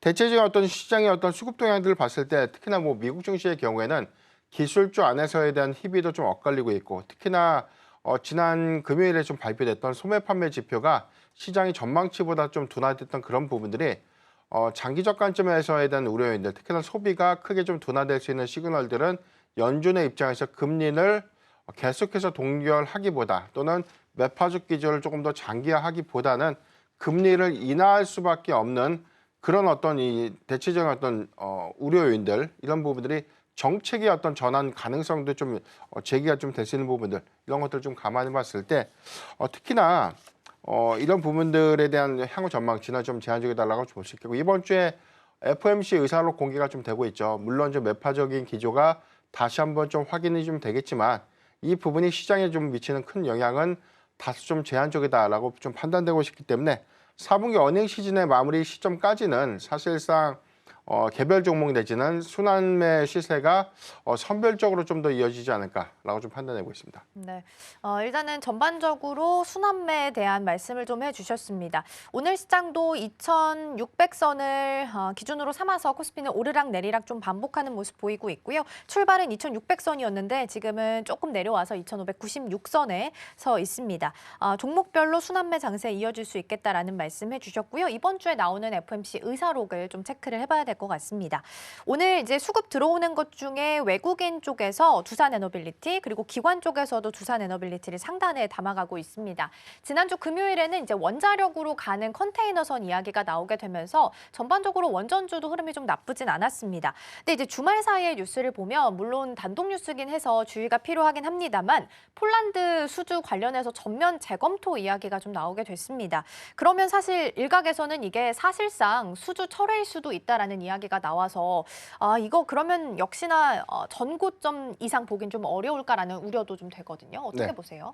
일단 우리가 좀 명확하게 좀 알아야 되는 부분들, 특히나 수주의 연동 성과, 폴란드가 사실 원전 수준에 관련된 어떤 기대치가 과연 높았나, 이런 관점에 대한 해석이 좀 달라질 수 있겠고, 오늘 시초가가 장중에 한 5%대까지 좀 급락을 좀 했다가 현재는 보합권 수준까지 주가 좀 회복을 했어요. 이 부분은 전반적인 어떤 폴란드 안에서에 대한 이 정권이 좀 바뀌면서 방산주도 마찬가지고 한번 노이즈가 좀 됐었죠. 전반적인 어떤 방산 계약 자체가 좀 잘못됐다라는 노이즈가 결국에는 1차 실행 계약이 원하는 대로 좀 잘 이행이 됐고, 물론 2차 실행 계약이 현재는 마무리되지 못했던 그런 측면들은 약간 좀 남아 있지만, 대체적으로 원전의 수주 부분들은 우리가 체코처럼 명확한 어떤 계약을 좀 의미했던 것은 좀 아니었다는 점 좀 참고를 좀 해봐야 될 것 같은데, 그렇군요. MOU, MOA라고 좀 불리우는 양의각서 수준, MOA의 경우는 법적인 구속력이 과연 있을까라는 관점에서 해석을 좀 해봐야 되는데, 세부 데이터의 어떤 내용들을 우리가 좀 파악해봤을 때는 법적인 구속효과는 없었다. 이 부분은 명확하게 수주에 관련된 계약 체결을 의미하거나 오히려 좀 더 높은 어떤 법적인 어떤 구속효과를 좀 갖고 있던 그런 계약의 형태가 좀 아니었다는 점을 좀 감안했을 때 다소 과하게 좀 우려했던 부분들이 아니었나. 지금 현재 1.2% 정도 상승 전환을 좀 했죠. 두산에너빌리티의 경우에는 오히려 폴란드에 관련된 뭐 노이즈가 오늘 뭐 시초에 일부 조정의 좀 빌미를 좀 작용을 할 수 있겠지만, 이번 주의 경우는 뭐 에너지 3법에 관련된 이슈, 그리고 여기 대해서 11차 전기본에 관련된 수정안건이 국회 보고를 좀 앞두고 있죠. 여기서 최종적으로 야당의 승인을 좀 이끌어서 확정이 좀 된다면 전반적으로 대형 원전 3기 그리고 소형 모듈 원전 2기가 확정된다는 거죠. 이 부분은 그동안 탈원전 정책 때문에 신규 원전의 도입이 늦어졌던 이런 부분들이 오히려 가시성 있는 신규 원전의 개화로 인해서 오히려 국내에서는 굉장히 큰 기대 요인들이 좀 될 수 있기 때문에 뭐 체코의 3월 본계약 체결, 그리고 국내 가시성 있는 대형 원전의 또 향후 수주 가능성들 이 부분도 굉장히 큰 기대 요인이 좀 되지 않을까라고 좀 판단해 보겠습니다. 네, 원전 쪽 먼저 체크를 좀 해봤습니다. 생각해보니까 그러네요. 폴란드는 체코 대비해서는 또 중요도에 있어서는 훨씬 좀 떨어질 수 있겠다라는 말씀 좀 해주셨고요. 그럼 앞으로 일정상으로는 이제 전기본에 대한 수정 안건 보셔야 될 것 같고요. 3월에 체코 본계약이 원활하게 좀 진행이 되게 될 수 있을지도 함께 체크를 좀 해봐야 될 것 같습니다. 오늘 시총 상위 종목의 SK 하이닉스가 1.4%로 상승분을 조금 줄이긴 했네요. 아까 2% 넘게 상승했는데 어쨌든 흐름이 좀 나쁘지 않게 흘러가고 있습니다. 아마 이제 뉴스를 좀 보셨겠지만 엔비디아 쪽에서 온디바이스 AI 관련된 이야기가 좀 나왔습니다. 넥스트 HBM 이야기를 하게 되면서 삼성전자랑 하이닉스랑 극비리에 접촉을 해서 이야기를 하고 있다라는 보도가 좀 나오게 됐는데 큰 골자를 보면 이제 서버용으로 봤을 때는 HBM, 엣지용으로 봤을 때는 소캠에 대해서 꿈꾸는 게 아니겠느냐라는 시각이 있습니다. 그럼 이제 B2B가 아니라 B2C까지 확장을 좀 할 수 있는 계기가 될 수 있을 것으로 보이는데요. 지금 시장 안에서 온디바이스 AI 그리고 지금 관련해서 지금 거기 들어갈 LPDDR5 관련 주들도 좀 움직임 나오고 있는데 시장 안에서 새로운 좀 키워드로 급부상하고 있는 분위기가 나타나고 있거든요. 실질적으로 영향을 좀 받을 수 있을까요? 네, 우선 뭐 AI에 관련된 산업의 연장선상이다라고 좀 볼 수 있겠고 HBM 특히나 뭐 지난주에는 CXL을 다음 달부터 본격적으로 좀 맞아요. 양산할 수 있다. 그래서 삼성전자는 전자 인증을 좀 획득했기 때문에 사실상 양산 절차가 좀 마무리됐다라는 이야기가 좀 나오고 있죠. 이 부분은 우리가 AI 산업이 좀 기하됐고 이 부분은 고대역 반도체, 즉 HBM 반도체에 관련된 시장 선점이 이루어진 반면에 이런 것들이 MPU라든가 뭐 CXL 그다음에 여기에 버금되고 있는 뭐 소킴 같은 이런 어떤 이 개별적인 어떤 기술의 역량을 좀 확대될 수 있는 부분들이기 때문에 특화돼서 뭐가 더 좋고 나쁘고에 대한 부분들보다는 적용되는 요소들, 쓰임새에 따라서 좀 달라질 수 있는 그런 요인들을 좀 주시를 좀 해봐야 될 것 같고요. 특히나 지금 개인용 AI 슈퍼컴퓨터라고 하죠. 기존의 개인용 PC보다 사양들이 더 빨라지고 더욱더 연산 처리라든가 성능이 더 우수하게 변모가 좀 되는데 이 부분은 향후에 해당되는 D램을 교체해가면서 일종의 좀 업그레이드가 좀 가능하다는 그런 어떤 장점들도 좀 제시가 좀 됐기 때문에 이 부분이 좀 상용화가 좀 된다는 부분들은 개인 PC에 관련된 어떤 이 수요처 그리고 적용에 대한 운영 체계도 앞으로 계속해서 좀 달라질 수 있는 그런 요인들이기 때문에 저는 이 부분에 관련된 어떤 개발들이 좀 본격화됐던 그런 부분들은 AI 산업이 실질적으로 우리 일상생활까지 특히나 우리가 쉽게 접목하고 있는 뭐 가전이라든가 PC, 개인용 뭐 디바이스 기기까지 해가지고 이런 확장성들이 이미 좀 시작될 수 있는 그런 긍정적인 기대 요인이 좀 될 수 있겠다라고 볼 수 있겠고 이 부분은 사실 우리가 생각했던 것처럼 좀 갑자기 좀 나왔던 것들보다는 AI 산업이 계속해서 좀 기술 고도화가 되는 과정이다라는 정도만 좀 이해하면 좋을 것 같은데요. 대체적으로 이런 부분들에 대한 확장성들은 메모리 반도체 3사 특히 뭐 칩을 좀 개발하고 있는 반도체 기업들에 대한 낙수 효과로 좀 이어질 수 있는 부분들이기 때문에 최근에 뭐 AI의 거품론, 뭐 내지는 고평가 관련된 이슈들이 계속해서 좀 재차 좀 부각되고 있는 그런 부분들은 확장성 관점에서 이렇게 여러 가지에 대한 이 투트랙 요법, 여러 가지에 관련된 개별 요소들에 대한 기술 고도화 측면에서는 굉장히 좀 긍정적인 기대 요인이 될 수 있겠다라고 좀 말씀드리겠습니다. 확실히 좀 그래도 반도체 쪽으로 시세가 좀 붙어주는 것 같습니다. 앞서서 이제 CXL도 말씀해 주셨는데 금요일장에서는 온디바이스 AI 그리고 CXL도 같은 키워드로 좀 핫하게 떠올랐던 것 같거든요. 예를 들어서 퀄리타스 반도체 같은 경우에는 이 두 가지 모멘텀을 같이 가져갈 수 있는 종목이라서 긍정적인 시각들도 좀 많이 있었는데 오히려 이렇게 두 가지 테마를 좀 같이 양쪽의 수혜를 받을 수 있는 다른 종목들도 혹시 좀 있을까요? 전체적으로 뭐 특별하게 뭐가 더 좋다 나쁘다라고 좀 볼 수는 없을 것 같아요. 일단 장비주의 경우에는 해당되는 요소가 칩의 검사라든가 공정에 들어간 그래서 공통점은 미세화를 추구한다. 이 칩에 관련된 미세화 공정이라는 거는 기존의 칩보다 고도화가 좀 됐다는 것은 공정에서 그동안 좀 일률적인 어떤 공정과는 좀 다르게 초미세.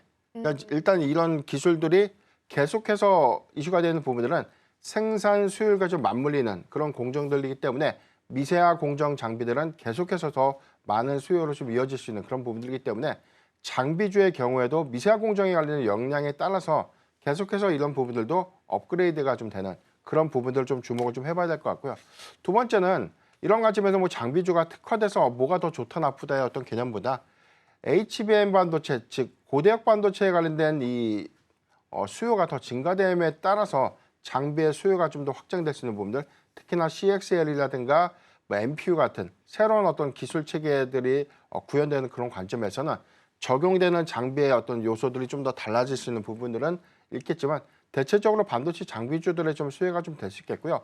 이 부분은 그대로 반도체 소재사들의 어떤 낙수 효과로 좀 이어질 수 있는 부분들, 공정 처리용, 뭐 후공정이라든가 전공정에 들어가는 어떤 소재 이런 부분들은 뭐 일시적으로 뭐 더 많이 들어간다, 적게 들어간다의 어떤 개념보다 수요대로 좀 가는 것이기 때문에 해당되는 수요량들이 더 많고 양산 규모가 더 커지면 커질수록 수요도 소재도 역시나 연동되는 어떤 흐름들에 대한 실적 성장을 우리가 좀 주목을 좀 해봐야 되지 않을까라고 좀 볼 수가 있겠습니다. 다만 우리가 좀 차별화 관점을 좀 볼 수 있는 것들은 뭐 CXL, 뭐 온디바이스 AI, MPU, 뭐 소캠 같은 그런 특화 기술들에 관한 이슈가 좀 부각될 때 어떤 기업들이 선별적으로 더 많은 수혜를 좀 받을 수 있는가? 그리고 이제 과거에 뭐 한미 반도체가 해당되는 SK 하이닉스에 대한 장비 수요에 관련된 기대감이 반영이 되면서 주가가 좀 급등했던 그런 사례들을 우리가 좀 생각을 해보면 앞으로 수주 성과에 관련된 어떤 종목 차별화는 일부 있겠지만 대체적으로는 뭐 점진적 뭐 소부장주들은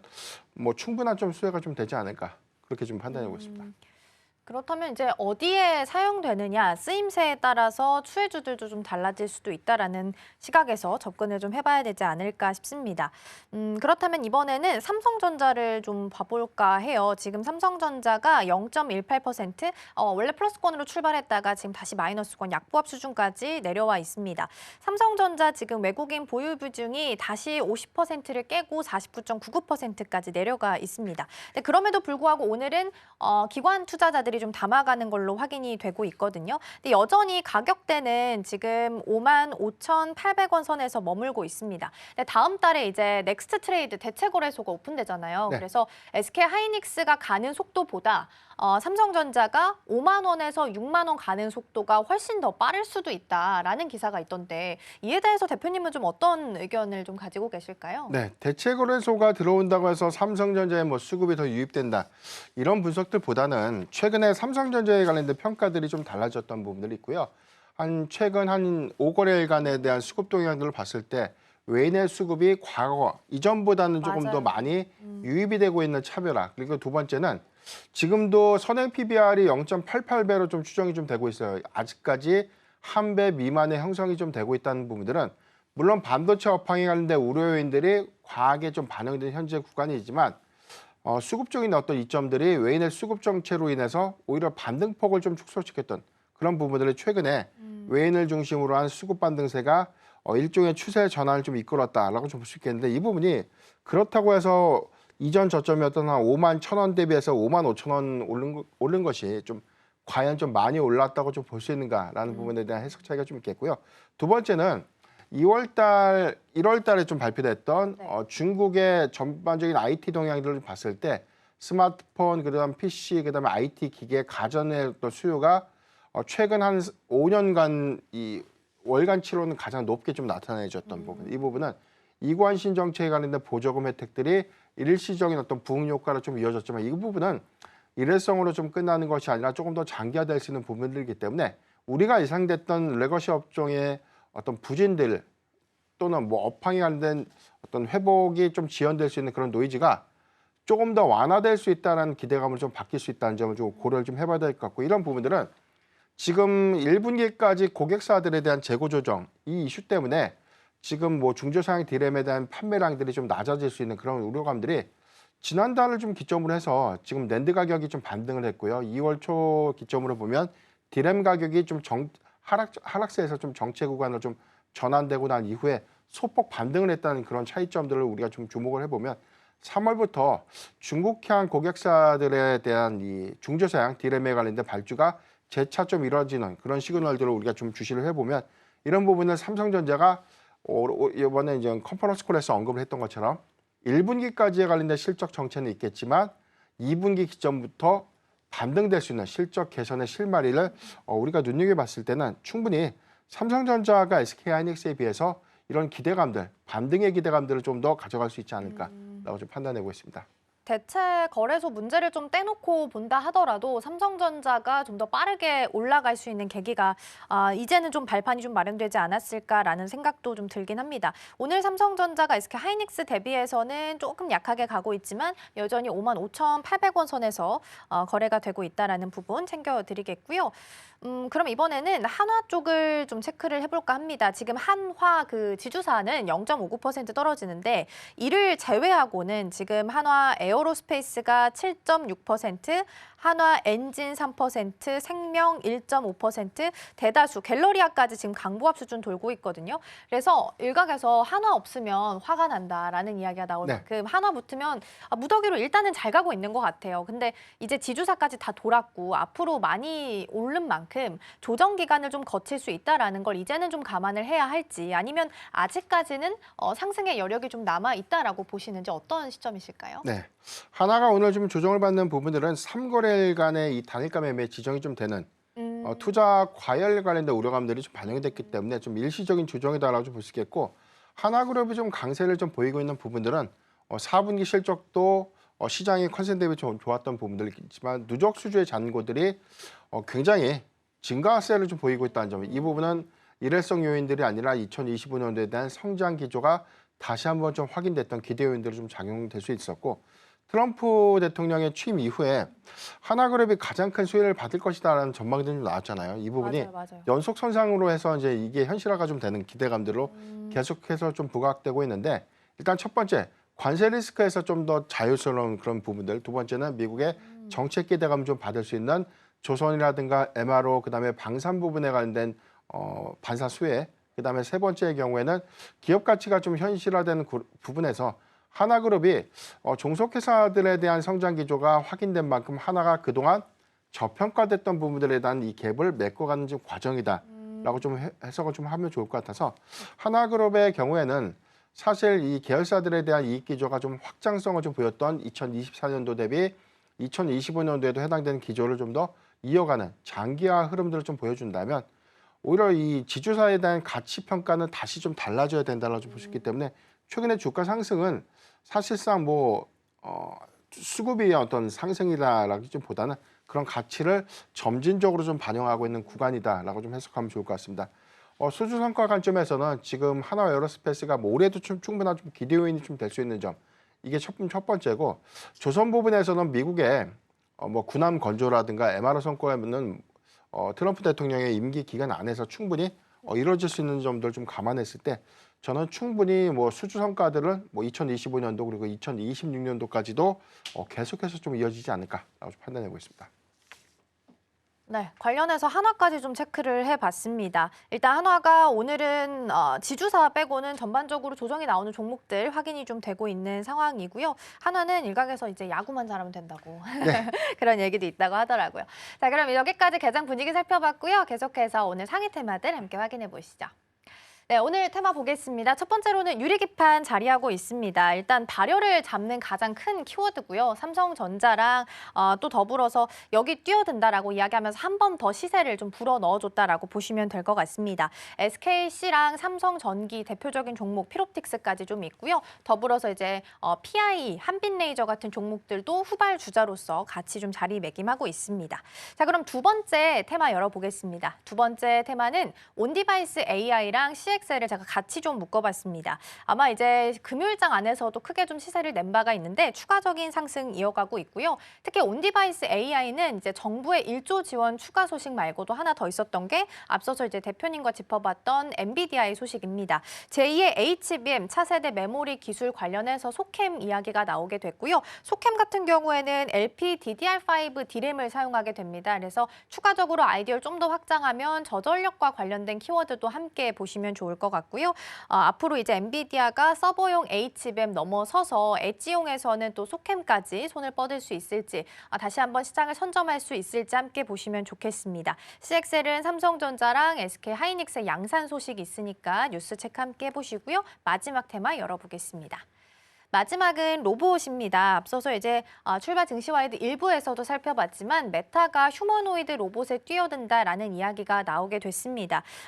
대기업들이 계속해서 로봇 쪽에 투자를 좀 하고 있긴 합니다만 숫자가 잘 지키고 있는 건 아니라서 실적 시즌에 또 대비는 어떻게 해야 할지도 함께 고민을 좀 해보시면 좋을 것 같습니다.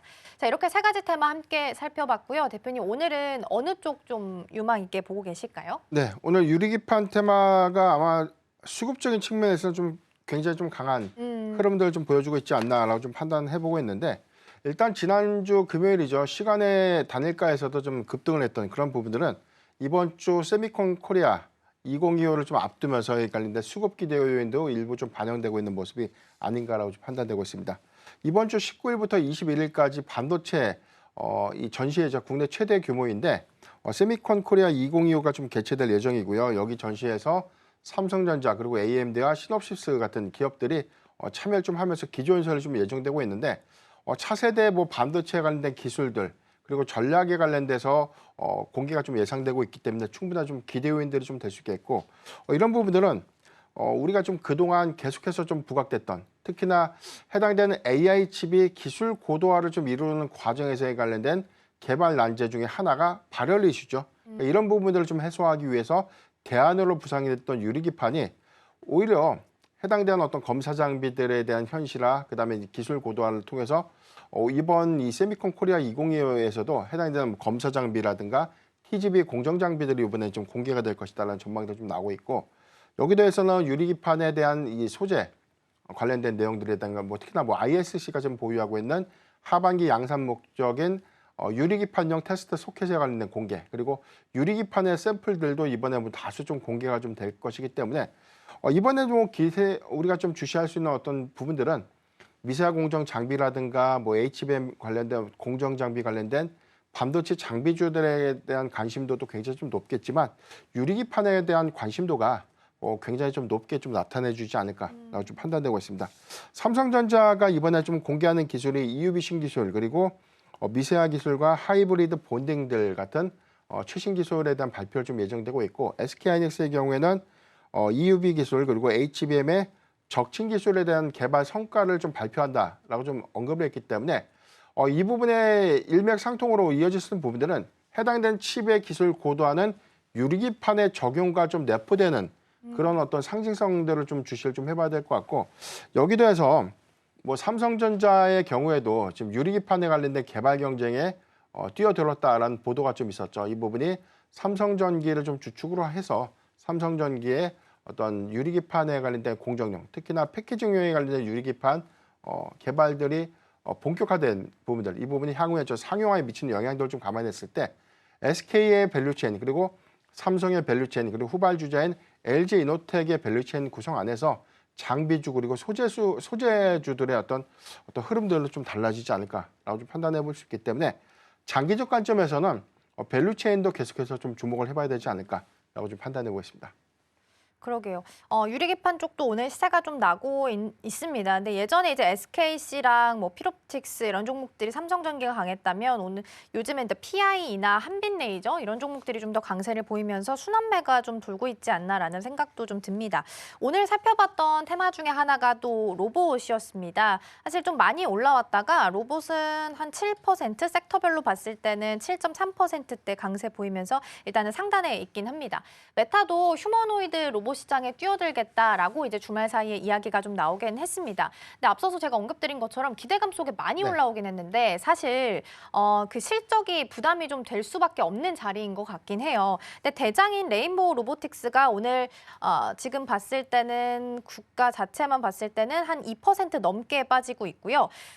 지금 선으로 봤을 땐 5일선을 살짝 좀 아랫꼬리가 내려와 있는 상황이긴 하거든요. 근데 대장이 좀 자리를 지켜준다면 여전히 미래 보고 투자할 만한 자리일지 궁금합니다. 일단 오늘 레인보우 로보틱스가 삼성전자 대금 관련한 이슈도 있는 걸로 제가 알고 있어서 오늘 좀 빠지고 있나 싶기도 하거든요. 네, 레인보우 로보틱스의 경우에는 사실 과도하게 주가 좀 반영이 좀 됐죠. 너무 많이 올라왔죠. 냉정하게 좀 봤을 때 실적이 따라주지 않는데 주가가 올랐다. 너무 그렇게 극단적으로 평가하는 건 좀 애매하지만 일단 성장 기대감, 특히나 삼성향 전략에 관련된 어떤 사업 기대감들은 상당히 현재 주가에 좀 선반영됐던 부분들. 우리가 좀 냉정하게 해석을 할 때 그렇다면 레인보우 로보틱스가 현재 로봇 기술을 상용화된다는 관점에서 얼마만큼 기술의 진척도를 좀 이루는가, 이 부분을 뭐 테슬라의 휴머노이드 로봇이라든가 중국의 로봇 기업이라든가 글로벌 각국의 대표적인 로봇 기업들과 좀 대비했을 때 과연 보여지는 휴머노이드 로봇의 성과가 좀 있었는가라는 관점에서는 물론 독보적인 이족보행 로봇 기술을 국내에서는 유일하게 좀 갖고 있는 기업이긴 하지만 테슬라의 옵티머스와 좀 비교했을 때는 많은 차이가 좀 있겠죠. 이런 것들이 저는 이제 투자의 어떤 지표 관점에서는 상당히 좀 많이 좀 반영됐다는 점. 그래서 여기서 추가적인 상승을 좀 이끌기 위해서는 상용화 관점의 어떤 전략을 좀 제시한다던가 기술적인 어떤 집약도를 좀 명확하게 좀 시장에 제시를 좀 해줄 필요가 있겠는데 현재는 그런 부분들을 아직 보여주지 못한다는 차이가 좀 있겠고, 이 부분은 물론 이제 삼성전자의 투자 확대 그리고 여기에 더해서 휴머노이드 로봇에 관련된 어떤 기술 집약적인 어떤 성과를 충분히 좀 보여줄 수 있을 것이다라고 저는 판단해보고 있지만 단기적 관점에서는 뭐 우리가 여기서 추가적으로 더 올라갈 수 있는 어떤 기대치는 좀 내려놔야 되지 않을까. 다만 주목을 좀 해볼 필요가 있는 게 글로벌 기업들, 특히나 뭐 빅테크 기업들에 대한 이 로봇 기업에 대한 투자가 굉장히 좀 활발하게 좀 이루어지고 있는 점. 단순하게 두뇌 역할을 했던 AI 기업들이 하드웨어 기업들에 대한 인수를 통해서 오히려 좀 집약적인 어떤 측면들, 특히나 상용 관점에 관련된 전략들을 계속해서 좀 제시하고 있는 그런 측면들을 좀 감안해 보면 로봇 사업의 경우에는 저는 뭐 계속해서 주목을 좀 해봐야 되겠다라고 좀 말씀드렸습니다. 일단 로봇 쪽은 계속해서 주목도는 좀 높여가야 될 것 같은데요. 레인보우 로보틱스를 비롯해서 로봇주가 좀 빠르게 올라오긴 했습니다. 레인보우 로보틱스가 지난주 금요일장 기준으로 시총이 7조 8천억까지 올라왔습니다. 에코프로가 8조라는 점을 고려해 봤을 때는 굉장히 빠른 속도로 올라왔기 때문에 이제는 좀 주의가 필요한 구간에 오지 않았나 싶고요. 5일선 타고 가고 있긴 합니다만 오늘 자리는 좀 아랫꼬리가 5일선 밑으로 달려있는 모습도 확인이 되고 있습니다. 일단 우주 오늘 앞서서 테마에는 없었는데 우주항공과 국방 쪽 오늘 섹터도 전일 대비해서는 나쁘지 않거든요. 특히 자율주행도 그렇고 방산 쪽이 잘 가다 보니까 이 수급이 뭐 드론이나 혹은 이제 우주항공까지도 같이 좀 퍼져나가는 움직임이 보이지 않나라는 생각도 듭니다. 근데 이제 실제로 우주 쪽은 국내에서 수혜받을 수 있나라고 하면 그건 좀 퀘스천 마크인 것 같긴 하거든요. 지난번에 이제 우주항공청 설립한다고 막 우르르 올라갔다가 또 우르르 꺼진 바가 있어서 이쪽도 연속성을 좀 가져갈 수 있을지 의문이 좀 들기는 하는데 대표님이 보실 때는 좀 어떻게 보세요? 단기적 기대감이 이번 주에 스타쉽도 8차 발사 일정들이 좀 남아있죠. 이게 첫 번째고, 두 번째는 국내 방산 부분, 국내 이제 우주항공 부분에 관련된 어떤 모멘텀은 현재는 좀 제한적이지만 이제 올해 상반기 후반 그리고 하반기 초에는 국내 경우에도 이제 위성 발사에 관련된 이슈가 좀 있기 때문에 이게 미국처럼 좀 활발하게 위성 발사들이 민간 주도해서 좀 이루어졌으면 좀 좋겠는데 이런 부분들은 현재 좀 진행 중이다라고 좀 이해를 하시면 좋을 것 같고요. 군수 시장에 좀 집중됐던 이런 이 우주항공 관련된 어떤 산업 부분들이 민수 시장으로서 좀 개화를 좀 시작했던 그런 부분들은 6G에서 뭐 7G까지 좀 높아지는 그런 기술 고도화가 먼저 좀 선행이 좀 돼야 될 것 같고요. 이런 부분들을 같이 좀 연결 좀 가려면 국내의 경우에도 많은 위성을 좀 발사를 좀 해야 되는 그런 이슈이기 때문에 점진적인 어떤 흐름은 단기적 성과보다는 좀 장기적 성과로 좀 봐야 되지 않을까. 다만 이제 우주항공청에 관련된 기술 성과들이 뭐 일본이라든가 중국에 비해서 아직 우리나라가 발사한 인공위성의 수는 좀 제한적이지만 저는 뭐 하나그룹들을 좀 필두로 한 그런 어떤 운영체제, 이 부분은 뭐 현재 스타쉽에 관련된 어떤 이 부품의 공급 비중이라든가 기술 뭐 용역을 좀 제공하는 그런 부분들에 대한 성과가 작년부터 좀 나타내진 그런 부분들 좀 감안했을 때 저는 주목을 좀 해봐야 되지 않을까. 다만 단기적인 어떤 과도한 부분들은 기대감이 아니라 이제 앞으로 우리가 뭐 수주라든가 여기에 단순하게 어떤 발사 일정들만 좀 보는 것이 아닌 숫자가 좀 연동될 수 있는 그런 흐름들도 계속해서 주목을 좀 해봐야 되겠다라고 말씀드렸습니다. 일단 발사라는 이벤트를 앞두고 있긴 합니다만 이에 따라서 계속해서 숫자가 좀 뒷받침돼 줘야 될 것 같고요. 방산 쪽이나 이쪽은 또 하나그룹 필두로 보면 좋다라는 말씀해 주셨습니다. 오늘 이제 테마가 계속 움직임 좀 보이고 있는데 업종별로 봤을 때는 우주항공이랑 국방도 오늘 나쁜 흐름은 아니어서 마지막으로 점검을 좀 해봤습니다. 오늘 개장 분위기 여기까지 살펴보겠고요. 오늘 대표님 여기서 보내드리겠습니다. 오늘 말씀 고맙습니다.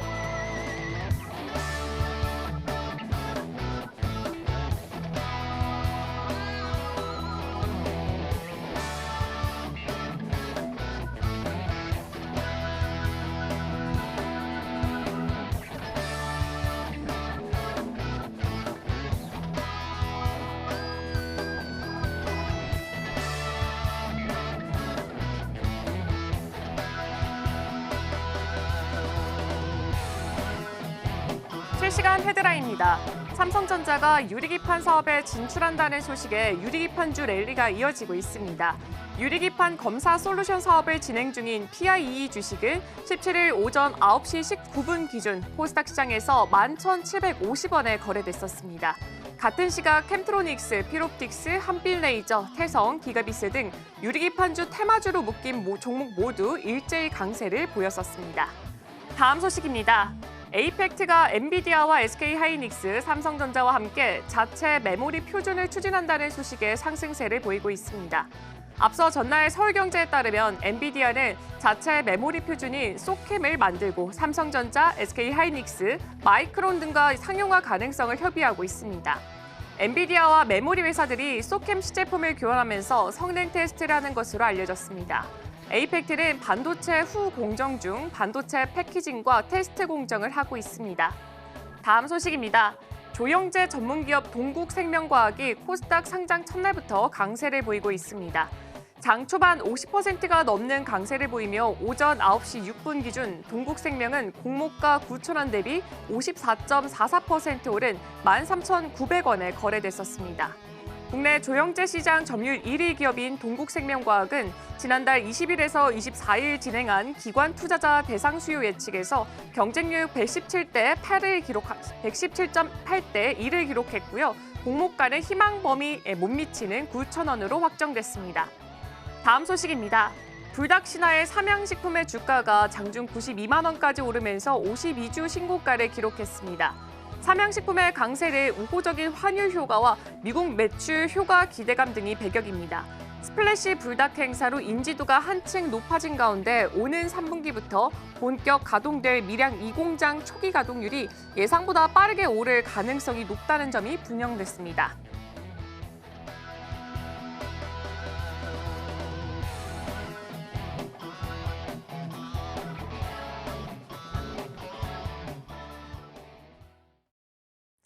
네, 지금 이 시각 시장 상황 함께 살펴보도록 하겠습니다. 먼저 개장에는 코스피, 코스닥, 양지수 모두 다 상승부를 키면서 기분 좋게 출발했습니다. 시가총액 상위 종목들 살펴보자면 호조세를 좀 보였는데 과연 지금은 어떤 모습을 가리키고 있을지 지수부터 바로 열어보도록 하겠습니다. 네, 현재 양 시장 모두 다 상승불 그대로 켜져 있습니다. 단 여기서 코스피 같은 경우에는 현재 2,600포인트 선을 드디어 돌파하는 모습 보여주었고요. 퍼센테이지로 따지자면 0.36% 올라갔습니다. 코스닥도 마찬가지로 현재는 760포인트를 돌파했습니다. 현재는 0.49% 올라와 있는 상태입니다. 이어서 수급 동향도 함께 체크해 보도록 하겠습니다. 가장 먼저 유가증권 시장입니다. 오늘은 개인과 기관 투자자가 나란히 매수를 보여주고 있습니다. 그 금액은 790억대 그리고 760억대 보여주고 있고요. 반면에 외국인 투자자가 나홀로 매도세를 보여주고 있습니다. 1,548억 정도 매도 우위를 보여주고 있습니다. 이어서 코스닥도 함께 체크해 보도록 하겠습니다. 코스닥 안에서는 개인 투자자 여전히 매수를 이어가고 있고요. 651억 정도 매수를 보여주고 있지만 이 기관 투자자라던가 외국인 투자자가 함께 좀 매도 행렬을 이어가고 있습니다. 특히나 외국인 투자자가 345억 정도 매도를 하게 되면서 이 매도 하방 압력 조금 더 눌러내고 있는 것으로 확인되고 있습니다. 업종별 등락도 함께 체크해 보도록 하겠습니다. 가장 먼저 유가증권 시장입니다. 유가증권 시장 업종 살펴봤더니 화학이라던가 섬유의복 쪽에서는 1%를 넘어가는 상승폭을 보여주고 있는데 이 반면에 종이목재는 소폭 하락, 의약품 쪽에서는 0.5%대 낙폭을 형성하고 있습니다. 다음 업종들도 살펴보도록 하겠습니다.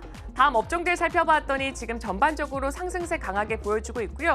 특히나 개장 때는 기계업종 쪽에서 낙폭이 꽤나 크게 형성됐었는데 다시금 낙폭을 되돌리고 오히려 상승폭 자체가 가장 높게 형성이 되어 있습니다. 이어서 코스닥도 살펴보도록 하겠습니다. 코스닥 업종 살펴보면은 기타 서비스만 지금 나홀로 하락불 들어와 있고요. 나머지 업종들 모두 다 상승불 들어와 있고 그 안에서도 유통 쪽에서 거의 1%대 강한 상승불이 들어와 있습니다. 이어서 다음 업종들도 살펴보도록 하겠습니다. 다음 업종들 살펴봤더니 그래도 상승 전환한 업종들이 꽤나 많이 보이고 있고요. 출판 매체 복제라던가 종이 목재 쪽에서만 지금 하락불이 들어와 있고 나머지 업종들 지금 모두 다 상승 그리고 화학 쪽에서 강세가 나타내지고 있습니다. 시가총액 상위 종목들도 함께 체크해 보도록 하겠습니다. 가장 먼저 유가증권 시장입니다. 1위부터 5위 일단은 삼성전자, SK하이닉스, 반도체 투탑 여전히 상승불 들어와 있고요. SK하이닉스는 지금 2.14%까지 올라와 있는 상태입니다. 삼성바이오로직스와 현대차 같은 경우에는 계속 하락불 그대로 유지되고 있습니다. 현대차는 2.43% 정도 떨어져 있습니다. 이 반도체 투탑 같은 경우에는 엔비디아가 이 제2의 HBM 상용화를 위해서 삼성전자라던가 SK하이닉스 같이 메모리 반도체 회사들과 극비리에 협의를 하고 있다라는 소식이 있었습니다. 그리고 현대차 같은 경우에는 지난 14일 트럼프 대통령이 이 미국에 수입되는 자동차에 대해서 이 관세를 4월 2일쯤 내놓을 것이다라고 하면서 우려감이 어느 정도 주가에 반영됐다라는 게 시장의 분석입니다. 이어서 코스닥 시가총액 상위 종목들의 흐름도 체크해 보도록 하겠습니다. 이 상승세를 보여줬던 알테오젠 같은 경우에 현재 1.14% 낙폭을 형성하고 있습니다. 지난 거래일 같은 경우에는 6%가 넘어가는 오름폭을 형성했었고 미국의 10년물 국채금리 또한 어느 정도 안정세를 보여줬는데 그에 비해서 오늘장 안에선 1%대 낙폭 보여주고 있고요. HAB는 지금 1.35% 올라가고 있습니다. 에코프로 BM과 에코프로 그룹주들도 지금 0.3%대 오름폭 형성되고 있습니다. 레인보우 로보틱스가 2.36% 다소 낙폭이 크게 보여지고 있는데요. 지난 14일 42만 2,500원까지 오르면서 신고가를 경신했던 만큼 이 차익 실현 매물이 어느 정도 나오고 있다라는 게 시장의 해석으로 풀이되고 있습니다.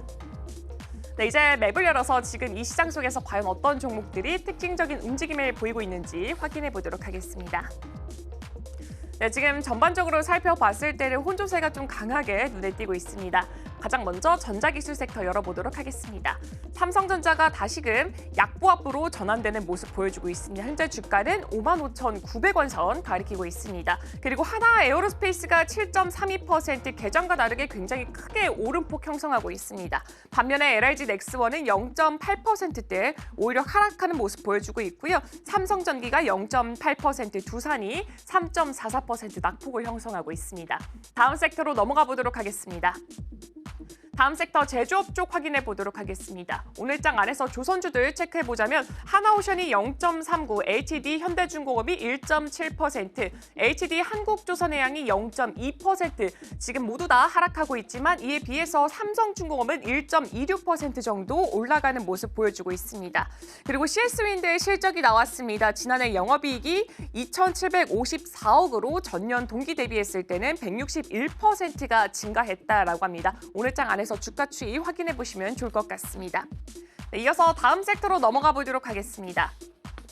다음 섹터는 의료기술, 제약바이오 섹터 확인해 보도록 하겠습니다. 오늘장 안에서는 그래도 다소 상승하는 종목이 조금 보이는 것으로 나타내지고 있습니다. 셀트리온 같은 경우에는 아일리아의 바이오시밀러죠. 아이덴 젤트가 유럽에서 품목 허가를 획득했다라는 소식이 있었습니다. 지금 주가 같은 경우 0.5% 밀리고 있고요. 클래시스 같은 경우에는 지난해 영업이익이 1,224억으로 전년 대비했을 때 37% 정도 올라갔다라고 합니다. 이 증권사에서도 긍정적인 호평가를 내렸기 때문에 주가 추이도 함께 체크해 보시면 좋을 것 같습니다. 오늘장 안에서는 5.23% 제약바이오 섹터 안에서 가장 강한 움직임 보여주고 있습니다. 네, 지금까지 시장 브리핑이었습니다. 네, 오늘 코스피 시장은 장 초반에 아예 2,600선 터치가 나왔습니다. 그리고 나서 오르락 내리락 반복하고 있고요. 일단 다행히 빨간불 켜져 있는 상황 보이고 있습니다. 사실 외국인 선물 쪽에서 대형주 위주로 바스켓 매매가 들어오고 있어서 이게 현물 시장까지 유지가 좀 될 수 있을지가 중요하다라고 말씀드렸는데 일단 아직까지는 좀 확인이 되고 있지는 않습니다. 여전히 오늘 현물 시장 좀 덜어내고 있는 것으로 확인되고 있고요. 또 반도체 시장 위주로 해서 테마가 좀 빠르게 순환하고 있으니까요. 오늘 투자하실 때 이 부분도 참고해 보시면 좋겠습니다. 저희가 방송 중에 제공해드린 정보는 투자 판단을 위한 조언일 뿐 해당 종목의 가치와 수익률은 보장하지 않습니다. 저희는 내일 더 다양한 소식 준비해서 돌아오겠습니다. 시청해주신 여러분 고맙습니다.